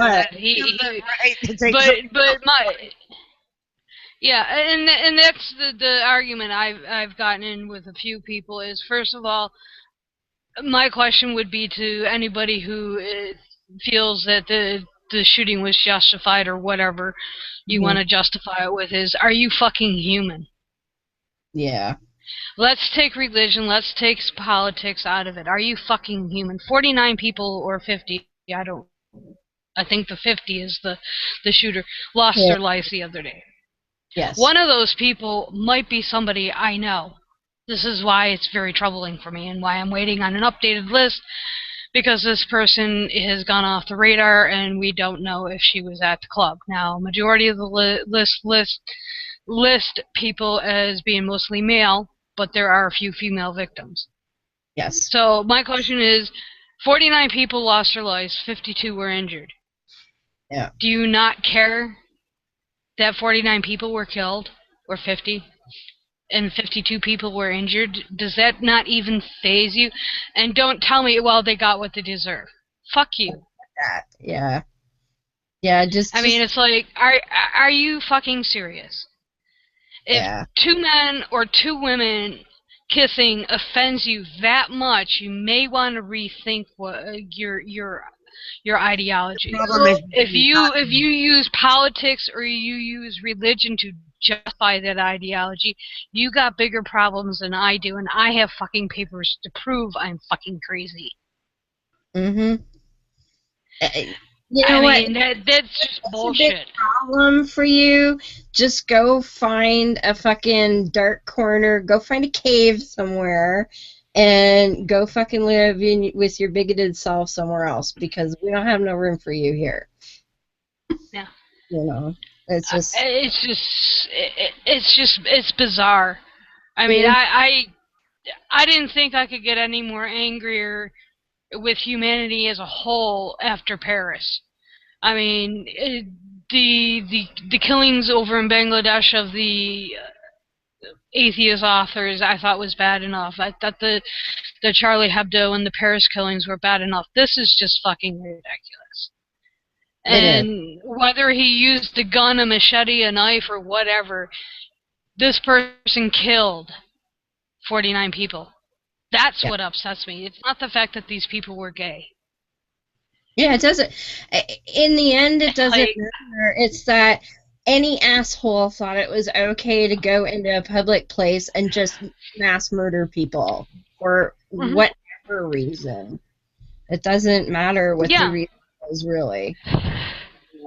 But Trippin makes a comment here. Well, I've not seen this, but he said the shooter was seen on 3 different gay dating sites, had gay friends in school, and was seen at a drag show. So that makes what the fuck then? And that might not even prove that he was gay. Maybe he was scoping. Maybe this was all premeditated. I don't know.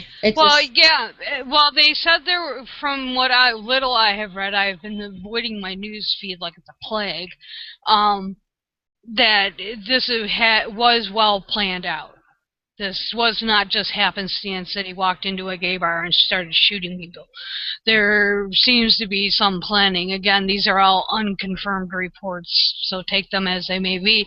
But this reminds me of a statement that Kevin Anderson made, and he's the nutjob preacher down in Arizona that one of our friends of our show is very aware of. And it's the same type of attitude that Anderson promotes. I mean, and this is what I have to say to him, is that he's one of the biggest fucktards on the face of this planet. Yes. Self-hatred. That's what it comes down to. I mean, it's blatantly obvious that either A, because of this guy's religious indoctrinations or political beliefs, has been led to believe that those of us that are gay, myself included, are the lowest of the low. And so, this is what I say to people like Anderson and like the shooter. Go get some dick or some pussy and quit hiding behind the book that you so well prize. Yes. And plain and simple. Speaking of the book, etc., Ashley and I were talking a little bit about this before the show, but you wanted to bring up specifically, Ashley, about people offering prayers and such regarding the whole... Well, not so many people offering the prayers. It's more of, some of the people that were killed, I mean, we don't know, but I'm assuming that some of the people that were murdered might have been Christians. Yes. Okay. Or their family members were. Yes. And their way of coping with this is to say prayers, is to turn to their invisible sky daddy, or who we call the invisible sky daddy. Who are we at? What I'm getting at is, who are we at a time like this to take their security away from them? I kind of agree. So say there's a family that was affected, and let's say the victim was religious, the family was religious, and they all want to have a prayer vigil and whatever, fine, knock yourself out. Right.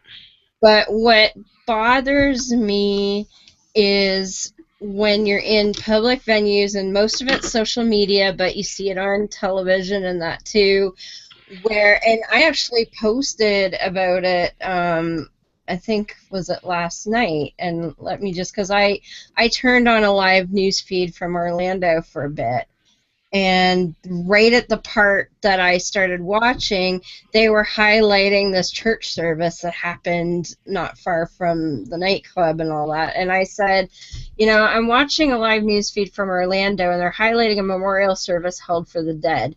The sentiment is positive, I know, but it makes me sad that the people who went to that Christian service don't seem to realize that their faith is just as much to blame. The news anchors are talking about how people of faith are praying for the victims, but it disgusts me, really. They're so fucking blind to the hypocrisy. So I don't have a problem with a family or a congregation themselves saying, okay, we're going to have a service. If you're inclined, come on over, whatever. But when you're in the public venue, and I had a problem with this specific newscast, they go, oh, look at the people of faith, and look at all the good they're doing by praying and having a service and blah, blah, blah. And to me, I find that so insulting. Well, yeah, that I do. I don't think a news station should be voicing their opinion on religion, but aren't they privately owned? Most of I them. I don't know.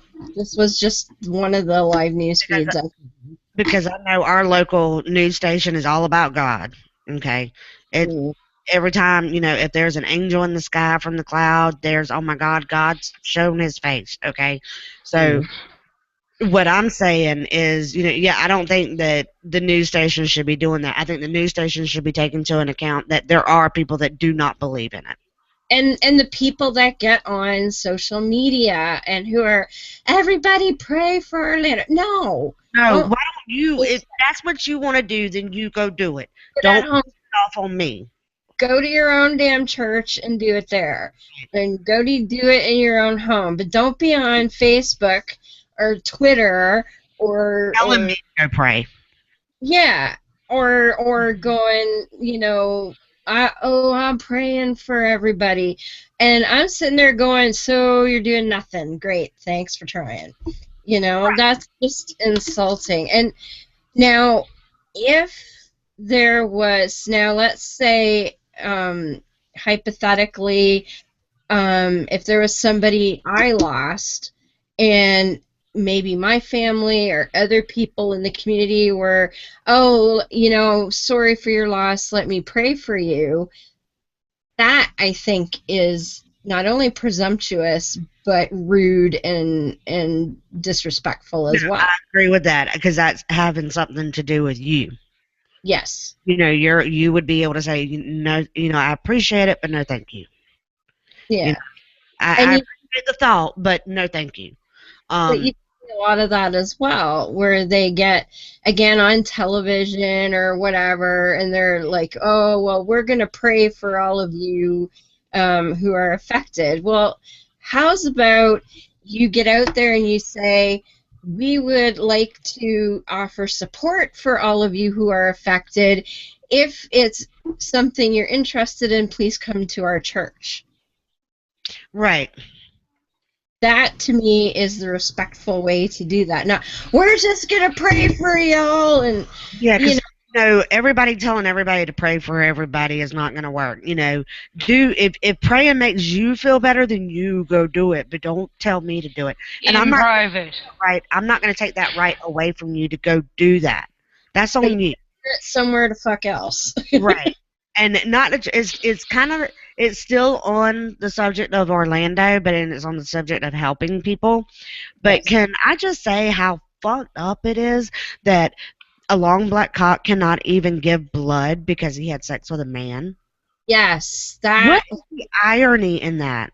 It's ridiculous. So, a long black cock is a friend of the show, really good friend of the show, which we'll talk about at the end. But he is in the Miami area, and he wanted to go to Orlando and donate blood, but because the archaic rules, and we'll just call him along, he's not even gay. He's black cock. He's engaged to a lovely lady, but he has had relationships with men before. And because he has had sex with a man, he is not allowed to donate blood to save lives of other gay people. Right. Like, how just that? I know, it's like, really? So let's think about this. Nightclub with gays in it gets shot up, and 50 plus people murdered, injured, and you will not let somebody give blood who has had sex with a man. There's a problem there. Yes. I mean, wouldn't that be like some type of major cognitive dissonance? I would think so. Yes. Well, here's where I look at it, and W and I kind of touched on this before the show, is that we hear a lot of people talk about being a moderate Christian or being a moderate Muslim. Yes. And it just ties into the whole prayer bullshit. First of all, if you're a moderate Christian, I don't believe that there is a moderate Christian or a moderate Muslim. If you're either one of the two, then you are not Muslim, you are not Christian. Because if you were, you would have to tote the party line of homosexuality allegedly being wrong. I don't agree with that. I don't believe it's in the Bible, but that's a whole nother story. So you can't say, let's pray for these people and do all sorts of good when your holy book says that it's wrong. Yes. That's cognitive dissonance right there. You can't have it both ways. Either you are for me or you are against me. You are for us or you against us. I mean, you can't be both. You can't go out and pray for us and you know, those that were injured in the families, but turn around the next day and say Sodom and Gomorrah. Bullshit. Oh, I was getting so annoyed by the Republicans coming out and saying, you know, oh, we support Orlando. I'm like, the fuck you do? You vote against No, they don't. Every goddamn time you can put a vote down, you assholes. You're out there telling trans people that they can't go to the fucking bathroom or we'll throw your ass in jail. But, ooh, we stand with our... Like, oh, don't even fucking get me started on those assholes. Just shut the fuck up and pretend that, you know, you like Trump or some shit. Just don't. Yeah. I just think it's very audacious. I mean, I received a message earlier, yesterday or today, I can't even remember what day it is, from somebody that I have not talked to in over a year. And this happens to be the minister that did my mother's funeral service 2 years ago, who point blank asked me, am I ready to give up my life of sin? In other words, now that 50 this was out of the blue. But it's not really out of the blue, because he's basically saying, without saying, hey, now that 50 gay people have been killed, are you ready to turn back to Jesus yet? Yeah. Yeah. And what's funny is when I was telling you this story earlier, someone that we all know posted on Facebook about how her daughter is now fearful of going to a gay pride event. Yes.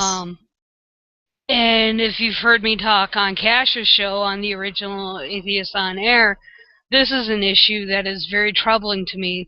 That I don't know how old her daughter is, so we'll say a child, because she is a child, regardless of her age. She is someone's child. Like is fearful of. But is fearful to go out in public to a public venue because of what just happened. And to be them. This is the same, to be themselves. This is the same bullshit that I'll say, forced for lack of a better word, where I decided to drop Sane Spirit because I was afraid.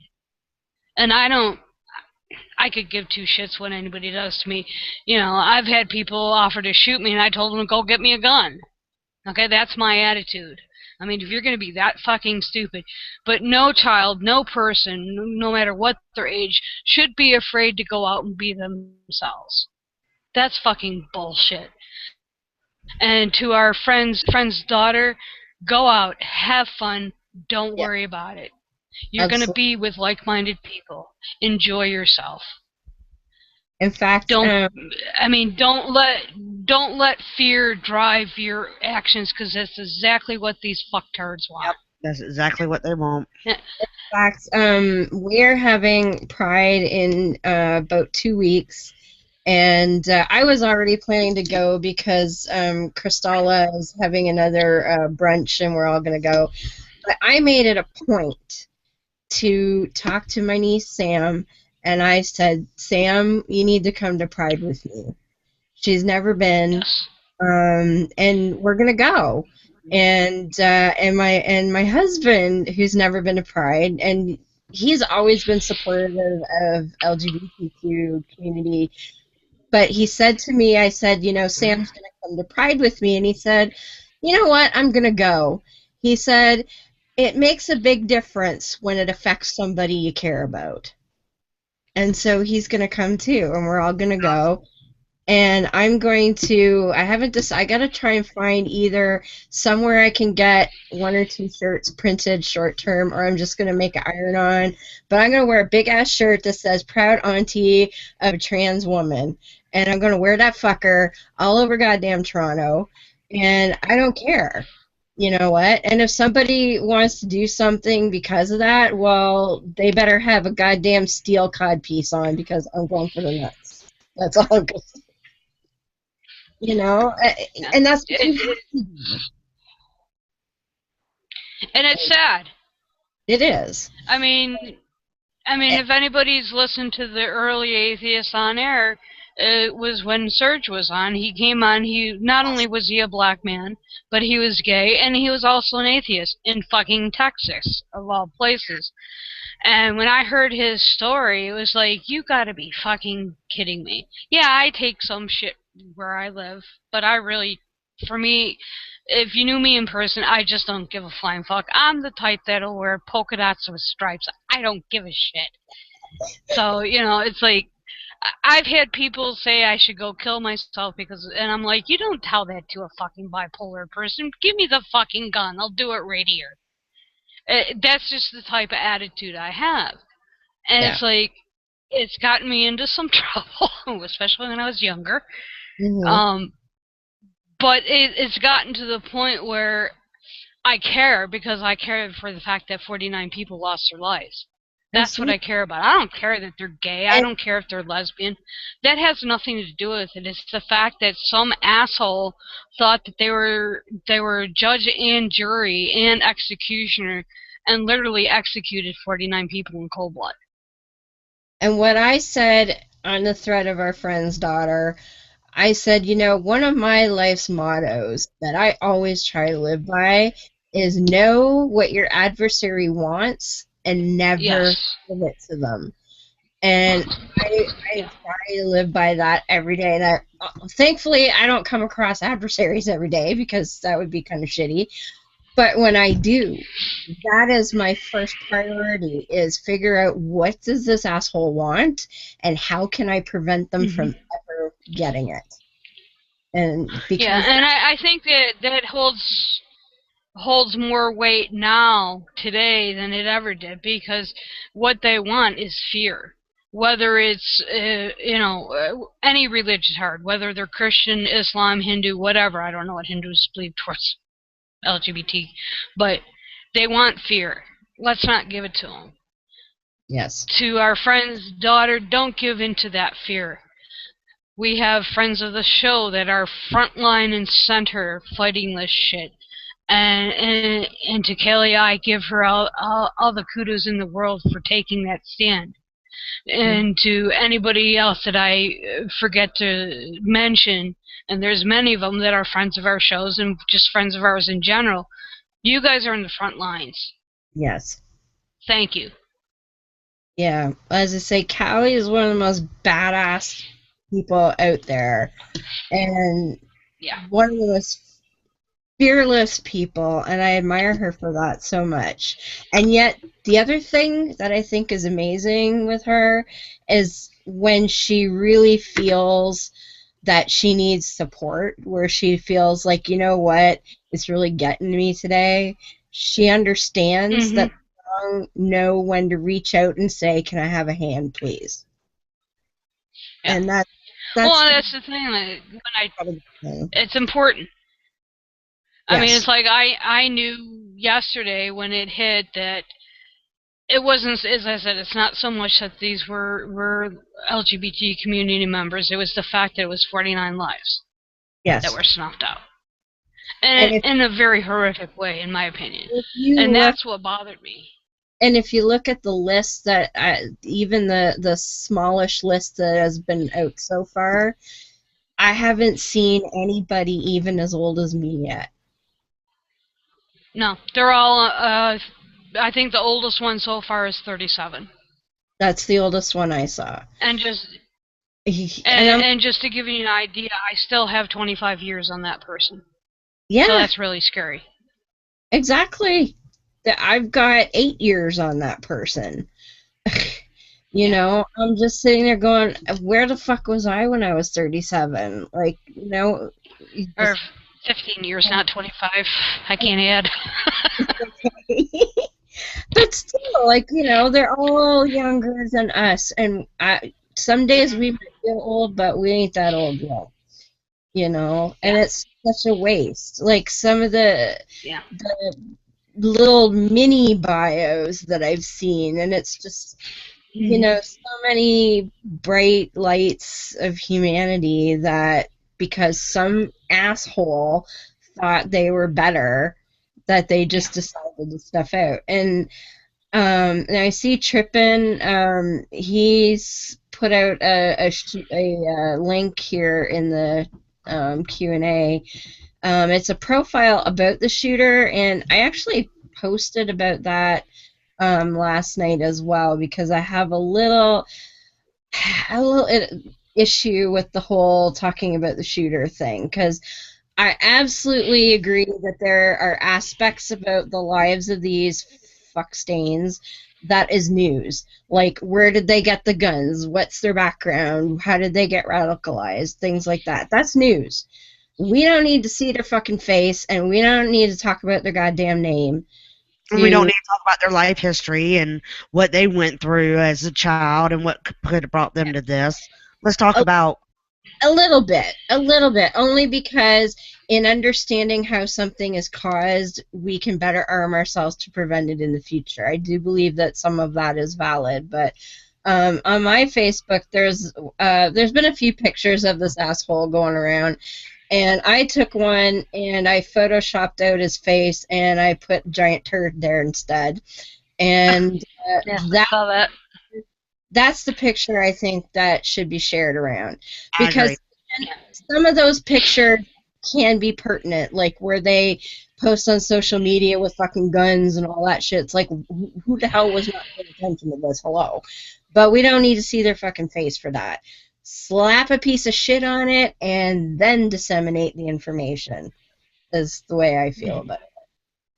But that's, you know, because again, some of them really do. They're like, oh, not only am I going to get, as I say in my post, you know, I'm going to get 72 virgins, or Jesus is going to suck my dick, or whatever, but I'm going to be famous forever kind of thing.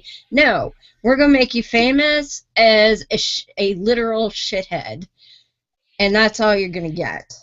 That's the way I see it should be, but that's just me. So, it's getting to be that time, ladies. Does anybody have any closing remarks before we move on? Nope, just that my heart goes out to Orlando. Absolutely. And I ain't praying for nobody for no reason. But my heart is I'm still trying to wrap my I'm still trying to wrap my head around it. I literally do feel twinge of grief for anyone who's affected by this. It's just, I've lost enough people in life to understand what that feels like, and I wouldn't wish that on anybody. So, yeah. On a lighter note, though, we were mentioning a friend of the show, Alone Blackhawk. He's a really good friend of the show because he decided to become our newest patron at $5 an episode, and now we're super happy that he decided to do that.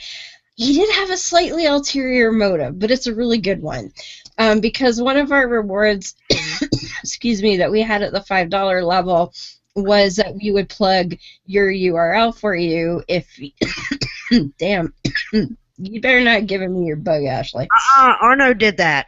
Yeah, you probably. But so he had a special request because there is a website that is special to him, and I told him, because we've all been friends with Long Blackhawk for a couple of years now, even though we haven't met in person yet. But hey, Miss Ashley, he might be coming to Christmas Con. We might we're working that out. Yes, but the website in question is for something called Taylor Scholarship. Now, the Taylor Scholarship was created by another friend of the show, David Michael, from my Book of Mormon podcast. And it's through something through the Whitefields Educational Foundation. And it is a fund of money that people who can't afford to seek psychological treatment when leaving religion can get money in order to seek treatment. And Alon Blackhawk has sent a number of people to this that he's known. It is based out of Utah, but the need out there with people trying to get out of Mormonism is really huge, and he has sent several people there. And just recently, David Michaels had to stop podcasting, unfortunately, because real life got in the way. He's got family he needs to take care of, and we totally understand that. So Mike Long Blackhawk wanted to make sure that somebody somewhere was still plugging the Taylor Scholarship, and so I said I would have done that without the donation. But he said, no, that's what you said, that's what you would do, so that's what we're going to do. So thank you so much. We really, really appreciate it. So if anybody would like to support a good cause, we really do. I've always supported the Taylor Scholarship anyway, because I think trying to leave religious indoctrination can be really, really difficult, and religious indoctrination can be really, really damaging. Mormonism can be especially traumatic. I've known enough ex-Mormons and studied enough of that culture to know that that can be really harrowing. So we're going to put the URL in the show notes, and we're going to put it up on the YellowTrailerPark.com website. And we're not just going to do it for a week, we're just going to do it like forever. So please, if you feel inclined to donate to a good cause, the Taylor Scholarship could definitely use your help. I don't have the data because that was something David Michael always did, but I might just get in contact with Bryce and see if he's got some data on that. But they have helped quite a number of people over the last couple of years that the scholarship was started, and I think it's an amazing thing to support. So thank you to Alon Blackhawk, and we will definitely support the Taylor Scholarship for the foreseeable future. So we'll put that information up in the show notes there too. So there is that. So Beth, where can we find you most of the time? Easiest way to find me is on Twitter at Dune998, which connects to my blog, which is Havoc and Chaos on blogger.com. Although I'm not blogging as much currently, as I'm trying to undepress myself from post-stroke depression. Yeah. So I've been trying to avoid the religious and political nuttery that is pretty much in our face 24/7. But those are the two places lately I've been focusing on anti-vax woo and medical woo shit. But the only thing I would say, and plus you can find me on Facebook, obviously, under Beth A. Hambridge. The only question I would ask people is if two people, whether they be male, female, male, male, or female and female kissing bothers you, get a fucking life. As my one friend put it, what's wrong with expressing love? Yes. Right. Absolutely. And I think that kind of sums it up. Oh, in spades. Like I said, go find a cave. And actually, I think it was Chris Sampson. What did he say? When I said a cave, he said preferably a cave with a bear in it that needs feeding. So there you go. Go find yourself a cave with a very hungry bear. So, oh, one of Elisha's bears. There we go. That would definitely do the trick. So go find yourself a cave with one of those there biblical bears in it, and you won't have that problem any longer. Oh, can I say one thing? And the Orlando shooting, as horrific as it was, and the fact that people did lose their life, that's not the only attack on gay pride. No. Let's not forget about the man arrested in Santa Monica who was targeting LA gay pride. So don't tell me it's just coincidence. Yeah, that asshole had a bunch of explosives and shit, and thankfully was caught before he could do anything. No idea who he was, nor do I really fucking care. All I care is that his ass is in jail. Hopefully he will meet Jesus in jail, and he will be saying, "Oh God," a lot. Miss Ashley, where can we find you? In the hospital if I don't get some medical help here soon. Come on up, we got some. And it's free. So I can be found on No Religion Required every Sunday night at 7 p.m. Eastern Standard Time on Spreaker. I can be found on Lucifer's Ladies every Friday morning on Spreaker or iTunes. I can be found on Beyond the Trailer Park here every Monday night at 9:30. And you can find me on Miss Ashley of NRR on Facebook and Miss_Ashley NRR. I hope I did that right because I could not remember it to save my life for last night on Twitter. You did. It was fine. And sometimes you could be found in an Uber talking up the driver, too. Yeah. And if you want to know what that's about, you'll have to listen to NRR's episode from last night. Yeah, that was pretty epic. If anybody needs a good laugh after what the whole world has been going through. Yeah. Yes, I put myself out there. I said I don't give a shit. I know I was, I was going to accomplish two things last night. One of them was to make a whole bunch of people laugh. Yep. The second one was to hopefully stop people from ever wanting to drink again. Yeah. As Trippin says, there was Myrtle, the Uber driver, and Miss Ashley. So Myrtle made an appearance in the Uber. That was quite entertaining. That Uber guy, man, he must have been sitting there going, "What the fuck did I just experience?" Yeah, you look. They drive people around all night long. You gotta give them something to talk about. And I don't live there. I don't know if I'm ever gonna see him again. This is true. Well, you'll know if you're ever back in DC and you call it Uber and the car pulls up and then just like screeches on by. That bitch got two personalities. Which one I'm picking up? And her husband's running around recording everything she says. Oh my gosh. I like to have died. Like a note to self, never go anywhere with Bobby when you're drunk, and if you absolutely have to, confiscate his phone before you go. Oh no, just any time that you talk in front of Bobby, just go, is the recorder on? Yeah. Okay, well if it is, or if it's recording, if it's recording right now, you do not have permission to record me. Thank you. Yeah, this is off the record, Bobby C. You have to start throwing them off the records, Bobby C, out there. I think so. Well, thank you. And, of course, I will be appearing as per usual on Holy Crap, the Vlogcast, which is... Bobby's going to be on there this Sunday. Oh, is he? Oh, sweet.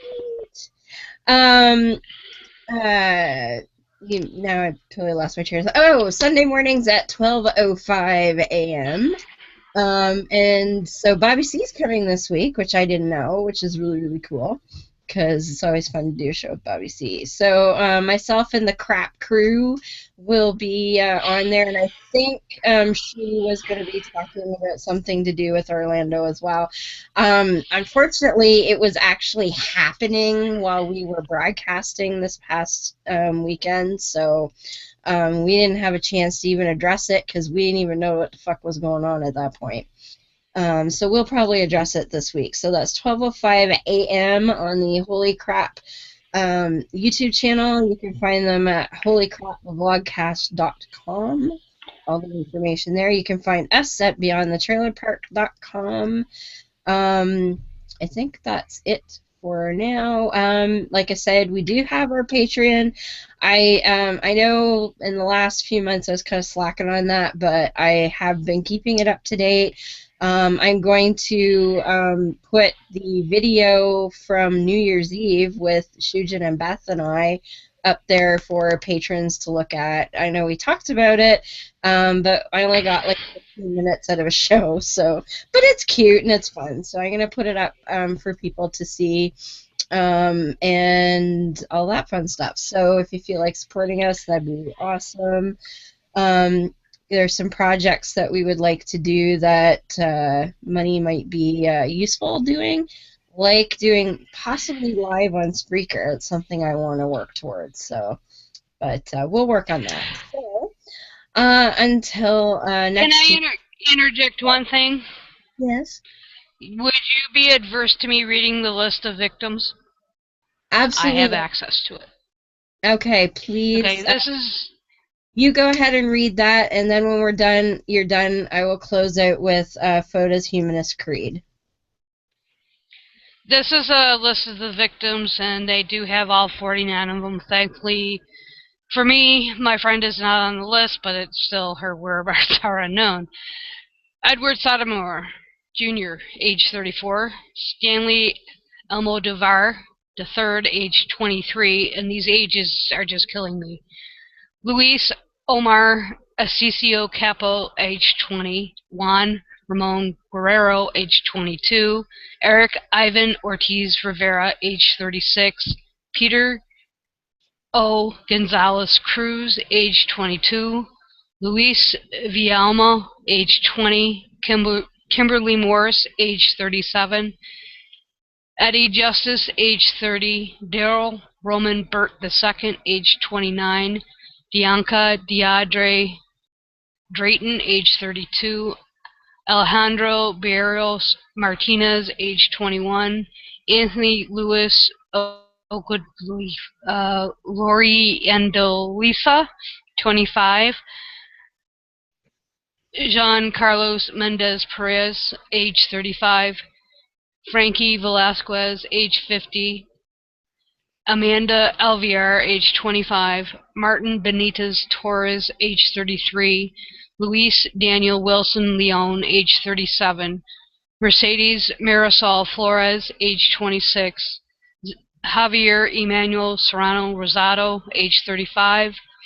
Gilberto Raymond Silva Menendez, age 25. Simon Adrian Carrillo Fernandez, age 31. Oscar Arciana Montero, age 26. Enrique Rios Jr., age 25. Miguel Angel Honorato, age 30. Javier Jorge Reyes, age 40. I don't know if my computer would cooperate. Jason Benjamin Josephat, age 19. Oh, good lord, I lost my page. Oh, no. Ah! My page just went completely... Ah, there we go. No. Oh, there we go. Jonathan Antonio Kamei Vega, age 24. Jean Neves Rodriguez, or possibly Jean, age 27. Rodolfo Ayala, age 33. Brenda Lee Marquez McCool, age 49. Yome Rodriguez Sullivan, age 24. Christopher Andrew Leonen, age 32. Angel L. Candelero Padro, age 28.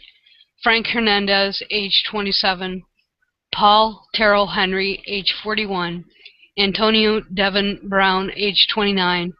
Christopher Joseph Sanfeliz, age 24. Ekraha Monet Murray, age 18. And number 49 is Geraldo Ortiz Jimenez, age 25. To the family and friends of all those victims, stand firm in the memories of those that you loved. And if I missed any, my apologies. All right, folks. Until next week, we will leave you with Dave Foda and the Humanist Creed, and our condolences to everyone in Orlando. I know the truth and power of reason and of rational thinking, and I will use them to my advantage. I know the truth and power of educating myself and of expanding my intellectual boundaries, and I will educate myself. I know the truth and power of vanquishing ignorance, and I will do so whenever the opportunity presents itself. I know the truth and power of morality without supervision, and of true and accurate righteousness. I know the truth and power of obliterating tyranny, be it intellectual, emotional, or philosophical, and will work toward that goal whenever and however possible. I know the truth and power of human ingenuity. I know the truth and power of human compassion, and I will be mindful of the welfare of others. I know the truth and power of equality and fairness for all living things. I know the truth and power of the importance of our families, our friends, and our fellow men and women. I know the truth and power of human stewardship of our lands, our waters, and our skies, and I will try to act to preserve our environment. I know the truth and power of the sciences of mathematics, of physics, and of chemistry, and of the important role of these disciplines in understanding the workings of this cosmos. I know the truth and power of the rejection of all notions or beliefs that reside in the supernatural or the superstitious, and of those notions or beliefs that we are not supposed to be able to explain. And I know that these rejections are necessary for humankind's survival. I am a human being with a free mind, liberated from irrational influence and from unreasonable dogma.